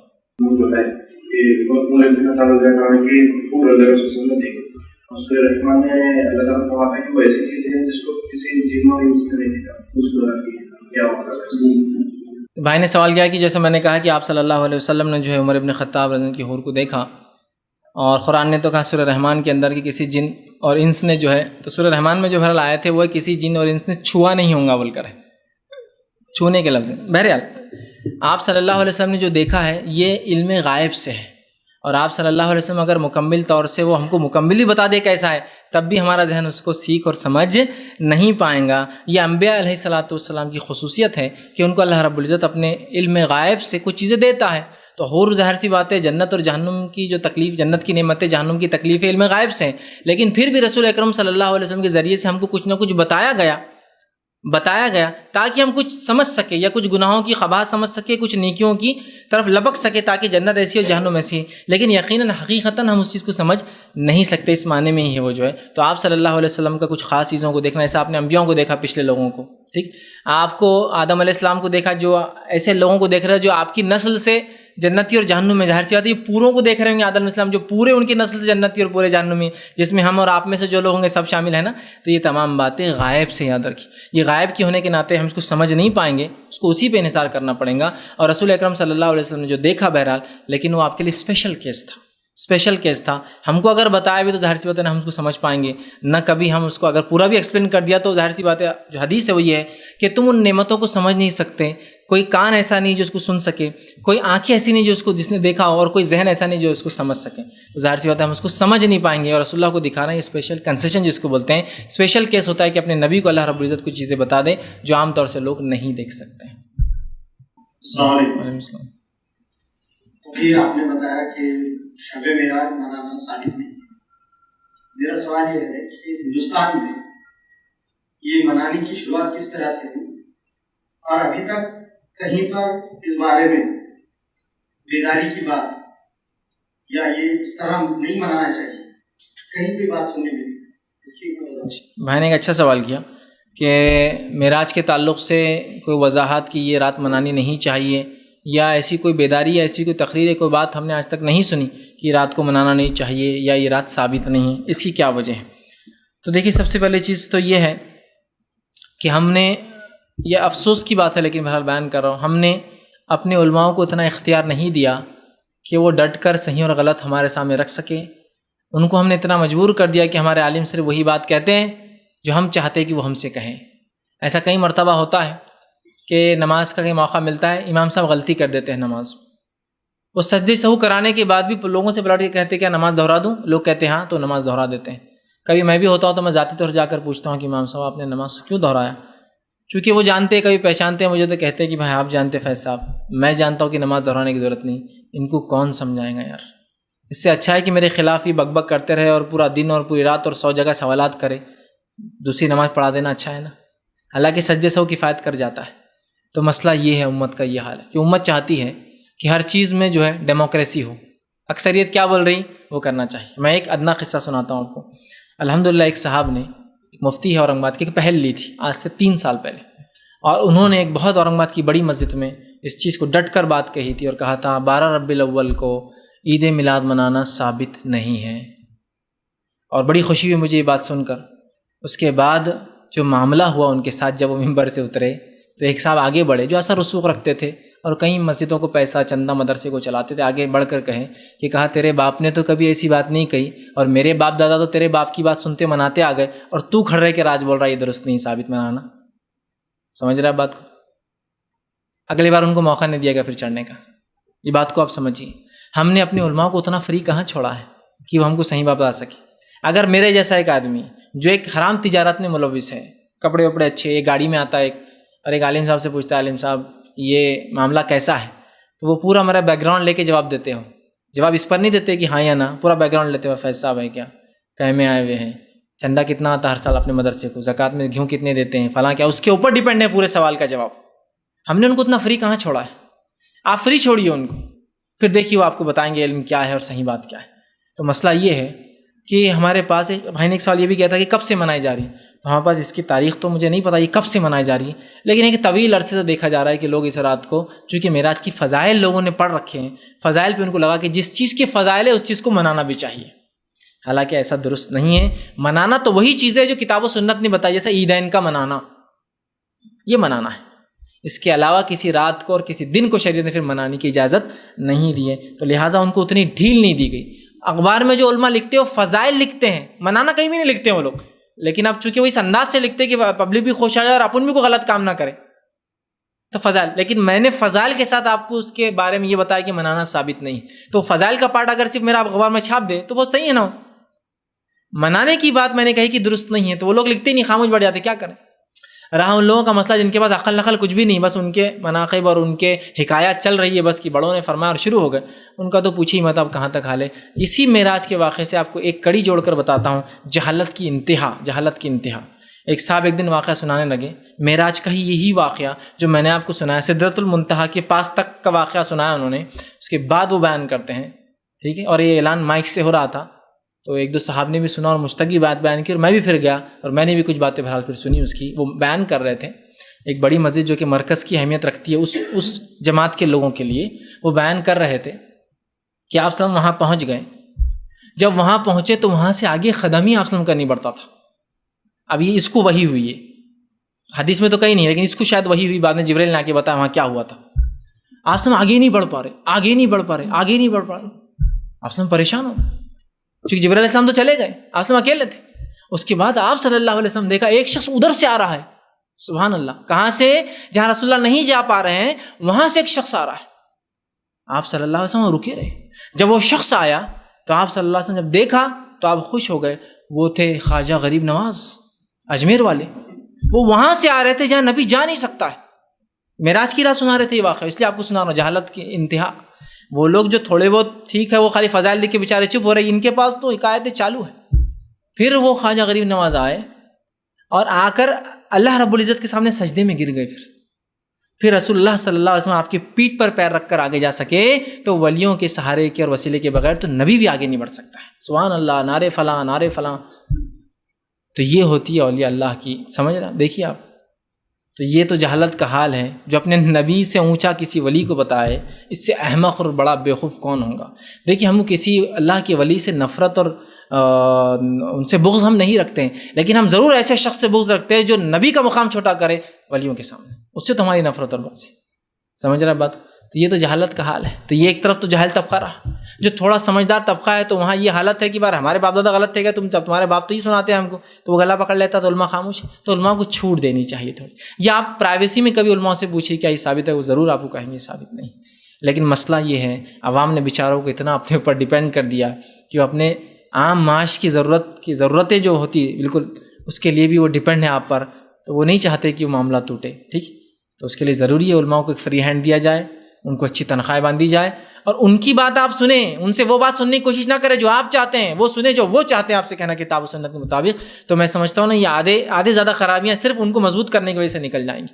اور امام محمد کا ایک مشہور قول ہے، یہ امام ابو حنیفہ کے شاگرد خاص، عام زبان میں کہیں رائٹ ہینڈ، امام محمد، امام شافعی ایک مرتبہ علم سیکھنے کے لیے، امام شافعی نے ان سے ملاقات کرنے کے بعد کہا کہ اب چلیے گھر چلتے، مغرب کی نماز یا اس کے قریب کہیں ان کی ملاقات ہوئی، کہا اب گھر چلتے کچھ علم حاصل کریں گے، چلیے۔ جب امام محمد بھی چلنے لگے ان کے ساتھ، امام شافعی کے ساتھ، ایک مقام پر آئے اور ایک محل تھا، امام شافعی کہتے ہیں بہترین محل اور بہترین اعلیٰ گھر، وہاں رک گئے۔ تو میں نے کہا امام محمد سے، امام شافعی کہتے کہ آپ کے گھر چلیے جناب، یہاں کہیں رک گئے گھر کسی گھر کے سامنے؟ تو امام محمد نے کہا یہ گھر میرا ہی ہے، اور اس کے بعد ایک زبردست بات کہی، اس بات کو اگر ہم سمجھ لینا تو بہت سارے ہمارے مسائل۔ انہوں نے کہا کہ میں چاہتا ہوں، امام محمد نے کہا میں چاہتا ہوں امت کا ہر عالم اسی مقام پہ رہے، چونکہ جب ایک انسان کے پاس اسٹیٹس ہوتا ہے نا خود کا، تو اس کے فتووں میں ویسا دم رہتا، پھر وہ کسی کو سوچ کے بات نہیں کرتا کہ ان سے چندہ آنا ہے، ان سے چارانے آنا ہے، ان سے آٹھانے آنا ہے، وہ ایسی بات کرتا ہے کہ یہ بات ہے پتھر کی لکیر، ماننا ہے مانو، جانا ہے جاؤ، میرا ایسا کوئی تمہارا مسئلہ ہے، سمجھ۔ تو میں چاہتا ہوں امت کا ہر امام، ہر عالم ایسا ہو تاکہ وہ کسی کا دباوا نہ ہو، کسی کے ٹکڑوں کے لیے جو ہے فتووں کو یا اپنی بات کو نہ بدلے، ٹھیک۔ تو کہا میں چاہتا ہوں ایسا، وہ بہت بڑی بات کہی تھی انہوں نے زمانے، اور امام شافعی نے ان کی شاگردی اختیار کی کئی زمانے تک، اور اتنا پسند کیا اپنے استاد کو کہ امام شافعی کے والد انتقال کر چکے تھے، اپنی والدہ کا رشتہ بھیجا، اور امام محمد بعد میں ان کے والد بنے، امام شافعی کی، چونکہ ان کے والد کا انتقال ہو گیا تھا، تو ان کی والدہ کا نکاح آپ نے خود اپنا والدہ کا نکاح جو ہے امام محمد سے پڑھوایا، اندازہ لگائیے۔ تو بہرحال ہم نے ان کو وہ چھوٹ نہیں دی، اور کب سے شروع واللہ عالم، بہرحال فضیلتیں تو ثابت تھی، لوگوں نے سوچا ہوں گے ایسا بات ہوتا ہے نا، فضیلتیں ثابت ہوئی، چلو مل کر فلاں کر لیتے، اور بس پھر وہ ایک شکل اختیار کر کے، اور آج تو ایک تہوار ہے بھائی، چھٹی ہوتی ہے اس دن، اور پتہ نہیں کیا کیا ہو رہے ہیں، نہ وہ 27 کی رات ثابت ہے، نہ وہ مہینہ رجب کا ثابت ہے کسی صحیح حدیث سے، اور نہ ہی اس کو منانا ثابت ہے۔ اگر وہ ثابت بھی ہو جائے کہ بھائی رجب ہی تھا اور 27 ہی تھا، تو منانے کی تو کوئی فضیلت اس رات کی قطعاً نہیں آتی ہے. اور اگر کوئی کہ آتی ہے تو پھر اللہ کے رسول اور صحابہ نے کیوں نہیں منائی؟ میرا بنیادی سوال ہے آپ سے. اگر یہ ثابت کر دو تو آگے بات کرو گے، نہیں یہ نہیں تو امام سے ثابت کرو اپنے. چلو وہاں بھی نہیں بہرحال، تو ہمیں اس سے بچنا چاہیے. علماء آج کے جو بچتے میں طریقہ فضائل بیان کر کے چھوڑ دیتے ہیں، لیکن یہ ہمت نہیں ہوتی بولنے کی کہ یہ بدعت ہے. لیکن میں نے آپ کو فضائل کے ساتھ یہ بیان کر کے رکھا کہ یہ منانا درست نہیں ہے. اگر کوئی کہے تو وہ ثابت کر دے اس کا منانا. یہ رات ہوئی ہم مانتے ہیں، اس میں واقعہ ہوا ہم مانتے ہیں، لیکن منانا درست نہیں. یاد رکھیے. کسی نے ایک سوال کیا، عبادتوں کے تعلق سے سمجھ میں آ چکا ہے عبادتیں منانا فرض نہیں ہے، لیکن ہماری شادی کے بعد ہماری ساس ہم سے پکوان بھی پکانے لگاتے ہیں اور محلے میں تقسیم کا مطلب وہ پکانے لگاتے ہیں اور محلے میں شاید دینے بھی دینا ہوتا ہے. اس کرنے کیا منع کیا؟ مطلب وہ کیسے ہماری ساس کو کہہ رہے منع کریں؟ مطلب انہوں نے کہا ہم تو سمجھ گئے یہ چیز غلط ہے، لیکن اب ہماری ساس تو بہرحال وہ کرنے لگائیں گی اور ہم کو پکانا بنا لیں گے، تقسیم کرنے لگائیں گی. تو دیکھیے عورتوں کے لیے شریعت نے کچھ ڈھیل دے رکھی ہے، بدعتیں کرنے میں ڈھیل نہیں دے رکھی ہے، مجبوریاں کچھ. کیسے؟ عورت اپنے شوہر اور اپنے سسرال کے ماتحت ہوتی ہے، جیسے ایک غلام اور لونڈی اپنے آقا کے ماتحت ہوتے ہیں. تو اگر ایک لونڈی یا غلام کا مالک اس کو نماز کے لیے نہ جانے دے، جماعت کے ساتھ گھر میں پڑھ لے تو یہاں غلام اور لونڈی مجبور ہوتی ہے، معلوم ہے اس کو وہیں پڑھنا پڑے گا. سمجھ رہے ہیں آپ بات؟ غلام اور لونڈی کو اگر جہاد میں حصہ لینا تو اپنے آقا کی اجازت کے بغیر نہیں لے سکتے، چونکہ اس کی خرید اس کی ملکیت میں ہوتے ہیں. اسی طرح عورت بھی ماتحت ہوتی ہے. تو اور بچے بھی کبھی کبھار ہوتے ہیں جو چھوٹے غیر بالغ ہوتے ہیں، مجبور ہوتے ہیں. تو عورت چونکہ آپ مجبور ہیں، آپ اپنی ساس کو سمجھائیے، اپنے شوہر کو سمجھائیے، لیکن اس کے بعد بھی نہ مانے تو دل میں مکمل کراہت رکھتے ہوئے اللہ یہ عمل غلط ہے، ہماری ساس ہم کو مجبوراً کرا رہے اور تو جانتا ہے اس کے علاوہ ہمارے پاس چارہ نہیں ہے، تو مجبوراً آپ کیجئے، کراہتاً کیجئے. اللہ رب العزت انشاءاللہ عزیز آپ کے اس عمل کو معاف کریں گے، چونکہ آپ مجبور ہیں. آپ کو ڈھیل یہ ہے کہ آپ ماتحت ہیں، اور ماتحت ہونے کے ناطے عورت مجبور ہوتی ہے. جیسا غلام اور لونڈی مجبور ہوتی ہے، عورت مجبور ہوتی ہے، ویسے نابالغ بچے بھی مجبور ہوتے ہیں. اپنے باپ اگر حرام بھی کماتا ہے تو وہ اس کے بغیر کیسے، وہ ڈیپینڈ ہوتے ہیں نا، نابالغ. ہاں بالغ ہونے کے بعد ان سے پوچھیں تو ڈیپینڈ ہے اپنے باپ پر، تو مجبور ہے. یاد رکھیے. تو مجبوریاں الگ چیزیں، آپ کراہت کے ساتھ برا جانتے ہوئے یا نیت ہی مت رکھیے اس کا. آپ کی ساس کی نیت جو بھی ہوں گی ہونے دو، آپ اپنی نیت رکھو کہ عام کھانا ہے اللہ ہی، اپنی نیت رکھو. اس لیے کہ نیت الگ ہو سکتی ہے دو لوگوں کی ایک ہی کام کے اندر. ٹھیک، بہرحال نیت الگ رکھیے. اگر مجبور ہے تو پھر اللہ سے دل میں کراہت رکھیے، اللہ سے معافی مانگتے ہوئے یہ کام کیجیے. آگے انہوں نے ایک سوال کیا، حضور صلی اللہ علیہ وسلم معراج میں جانا اور حضور صلی اللہ علیہ وسلم کو دوزخ کے عذابات سے واقف کروایا گیا، تو کیا وہ لوگ واقعی تھے یا مثال دی گئی تھی تاکہ آپ صلی اللہ علیہ وسلم دنیا میں پیغام دیں عذاب کے بارے میں؟ یہ بات سمجھ میں نہیں آتی ہے. اس کے علاوہ آپ پلیز دوزخ کے عذاب قبر کے بارے میں درس دیں. تو اچھا سوال کیا کسی نے یہ، اور انشاءاللہ اس جواب کے اندر ان منکری حدیث کا بھی جواب رہے گا جو انکار کرتے حدیثوں کا، انہی حدیثوں کے بنیاد پر. بہن کا سوال یہ تھا کہ جب جنت میں کوئی گیا نہیں، جہنم میں کوئی نہیں گیا، جو یہ عذابات آپ نے کیسے دیکھے، کہ حقیقی ہو رہے تھے تو کیا ہے؟ اور بہت سے منکر حدیث یہ حدیثیں لا کے آپ کو بولتے دیکھو معراج میں یہ دیکھیں کوئی، پہلے آپ سے پوچھتے ہو جنت میں کوئی گیا، ہم بولتے نہیں. جہنم میں کوئی گیا، ہم بولتے نہیں. پھر بولتے دیکھو حدیث میں تو یہ ہے. اب آپ پریشان ہو جاتے، یار بات تو صحیح پوچھا اس نے. بولتے دیکھو یہ حدیث کچھ نہیں، سب بیکار چیزیں رہتی، قرآن بس کافی ہے. تو یاد رکھیے، میں نے آپ کو شروع میں کہتے نا غائب پہ علم کیا ہوتا ہے، یہ سب غائب کی باتیں ہیں. نبی اکرم صلی اللہ علیہ وسلم کو وہ لوگ بتا دیے گئے جو جانے والے ہیں، گئے نہیں ابھی، جائیں گے. جیسے آدم علیہ السلام اپنے سیدھے ہاتھ پہ جنتیوں کو دیکھ رہے تھے، الٹے ہاتھ پہ جہنمیوں کو دیکھ رہے تھے، تو کیا وہاں جنتی اور جہنم واقع میں ہے؟ ابھی تو بہت سے لوگ پیدا ہونا ہے قیامت تک. تو وہ جو جانے والے جنتی ہے اور وہ جو جانے والے جہنمی ہیں وہ آپ دیکھ رہے تھے، اور وہ جو جانے والے جہنمی ہیں جو ان عذاب کی وجہ سے جائیں گے ان کو آپ نے دیکھا. ابھی جنت جہنم میں کوئی گیا نہیں ہے، یاد رکھیے گیا نہیں ہے. ٹھیک، اور گیا بھی ہے تو وہ پرندوں کی شکل میں، جو شہیدوں کی روحیں ہوتی ہے پرندوں کی شکل میں جنت میں، حقیقی تو کوئی بھی نہیں گیا. سمجھ رہے آپ بات کو؟ تو لہٰذا جنت اور جہنم میں کوئی نہیں گیا، یہ ہونے والا ہے. ایسا لوگ کریں گے تو یہ عذاب ہوں گا، آپ سے ان کو بذریعہ غائب پہلے بتا دیا گیا. اور یہ اللہ کے لیے بہت آسان ہے. جیسے انبیاء علیہ الصلوۃ والسلام اپنی خبروں میں ہیں، لیکن اس کے باوجود بھی اقصیٰ میں موجود تھے نماز میں، اور 7 آسمان پر تقریباً 8 نبیوں سے آپ کی ملاقات ہو گئی. ایک ایک پہ ایک ایک ہوئی، اور ایک آسمان پہ 2 سے ہوئی، ہے نا. تو اللہ کے لیے کیا ناممکن ہے کہ نبیوں کو وہاں بھی موجود کر دے، ہے نا؟ تو بہرحال یہ غائب کی بات ہے، تو لہٰذا ابھی جو جانے والے ہیں یہ گناہوں کی وجہ سے جائیں گے، امت کے لیے احسان کر دیا کہ پہلے بتا دیا نبی کے ذریعے کہ ایسے ایسے کام کرنے والے ایسے ایسے اس میں جائیں گے۔ ہاں، کسی نے ایک سوال کیا اسی عنوان سے تعلق سے، سورہ نجم میں آتا ہے کہ وہ دو کمانوں کے جیسے مل گئے، اس کی کیا حقیقت ہے؟ یہ ایک بہت بڑے عالم نے کہا تھا، اور یہ بھی کہا تھا کہ پھر وہ ہوا جو انسانیت کو بتایا نہیں جا سکتا۔ تو یہ بات بہرحال یہ سورہ نجم کی جو آیت ہے یہ میں نے آپ کو بات رکھ دی، یہ دو کمانوں، ٹھیک ہے، دو کمانوں کا فاصلہ تھا بول کر، دو کمانوں کے ساتھ مل گئے بول کر آیت نہیں ہو۔ اللہ کے رسول صلی اللہ علیہ وسلم نے اللہ رب العزت کو نہیں دیکھا، دونوں میں کمانوں کا فاصلہ تھا، اور یہ سب غائب کی باتیں اور کمانے اور وہ سب اللہ کی ذات اور اس کی بنائی ہوئی چیزیں ہیں، جس کا عرش، جس کی کرسی کے تعلق سے روایتیں آتی جو اتنی بڑی ہے جس کو ہم تصور نہیں کر سکتے، مطلب اس کو کیلکولیٹ کرنا بھی محال ہے، جن کے بارے میں آتا ہے دو کمانوں کی کیا کیفیت ہو سکتی ہے ہم نہیں جانتے، اور جو اس میں ہے کہ اس نے جو دیکھا اور جو ہوا وہ بتایا نہیں جا سکتا، وہ جبرائیل علیہ السلام کے تعلق سے کہ آپ صلی اللہ علیہ وسلم نے جبرائیل علیہ السلام کو اپنی حقیقی کیفیت میں دیکھا، حقیقی شکل میں دیکھا، جو اس سے پہلے آپ نے نہیں دیکھا تھا، یاد رکھیے۔ یا کچھ میں آتا ہے کہ دوسری بار دیکھا، پہلی بار تب دیکھا تھا جب آپ پہ پہلی وحی آئی تھی اور آپ نے آسمان و زمین کے بیچ میں پورا جبرائیل علیہ السلام کو بھرا ہوا دیکھا، اتنے بڑے تھے آپ، اور دوسری بار آپ نے وہاں جبرائیل علیہ السلام کو دیکھا عرش پر۔ تو جو دیکھنے کا تذکرہ وہ جبرائیل علیہ السلام کو ہے، اور جو کمانوں کا فاصلہ ہے وہ اللہ اور اس کے رسول کے بیچ میں تھا، اور اللہ نے اپنی آواز دی، چونکہ ماں عائشہ آپ کی بیوی تھی، اگر اللہ کے رسول صلی اللہ علیہ وسلم دیکھا ہوتا تو فوراً اپنے بیوی اور اپنے دوست ابوبکر کو تو ضرور بتاتے، ان دونوں سے کوئی روایت نہیں، بلکہ ماں عائشہ نے کہا جس نے یہ کہا اللہ کے رسول صلی اللہ علیہ وسلم نے اللہ کو دیکھا، اس نے اللہ کے رسول صلی اللہ علیہ وسلم پر جھوٹ باندھا ہے، اس کی کوئی حقیقت نہیں ہے۔ جی السلام علیکم۔ شب معراج کے وقت عشاء کی نماز مخصوص وقت پہ کی جاتی ہے، تو کیا وہ مخصوص وقت پہ نماز پڑھ سکتے ہیں؟ میں نے سوال کیا کہ اگر معراج کی رات جو ہے مخصوص وقت میں لوگ نماز کے ٹائم بدل دیتے، فجر کا بھی بدلتے کبھی اور عشاء کا تو بدلتے ہی ہے، اس معاملے میں کیا کریں؟ دیکھیے ہم مجبور ہیں، ہم کو جماعت سے نماز پڑھنے کا حکم دیا گیا شریعت میں، اگر وہ نماز کو تبدیل کرتے ہیں تو وہ ان کے اعتبار سے ہم اس کی کوئی فضیلت نہ سمجھیں، اور ویسے بھی ان دنوں میں جو ہے الحمدللہ وقت 9 سے شروع ہو رہا ہے نا، تو اچھا ہی ہے جتنا لیٹ کرے تو سمجھ لیجیے ایک دن آپ سنت کے مطابق عشاء پڑھ رہے ہیں، عشاء کی نماز تاخیر سے پڑھنی سنت ہے، ٹھیک ہے؟ تو آپ کیوں سوچ رہے انہوں نے کس وجہ سے کیا؟ اور الحمدللہ ایسی بہت ساری مسجدیں آ جائیں جو وقت نہیں بدلتی، یاد رکھیے آپ وہاں جائیں، یا پھر اگر آپ کی مسجد میں وقت بدلا بھی جا رہا تو میں سمجھتا ہوں 9:30 بجے سے اوپر نہیں کریں گے وہ، تو بہرحال اس میں آپ کے لیے کوئی حرج نہیں، وہ مسئلہ مسجد اور اس کی کمیٹی کا ہے، وہ کیا کر رہے ہیں اور کس نسبت سے بڑھا رہے ہیں، آپ اپنی عشاء کی نماز کو جا رہے ہیں، ایک دن کا نماز جو ہے وہ لوگ لیٹ کر رہے ہیں، وہ ان کا مسئلہ ہے۔ السلام علیکم۔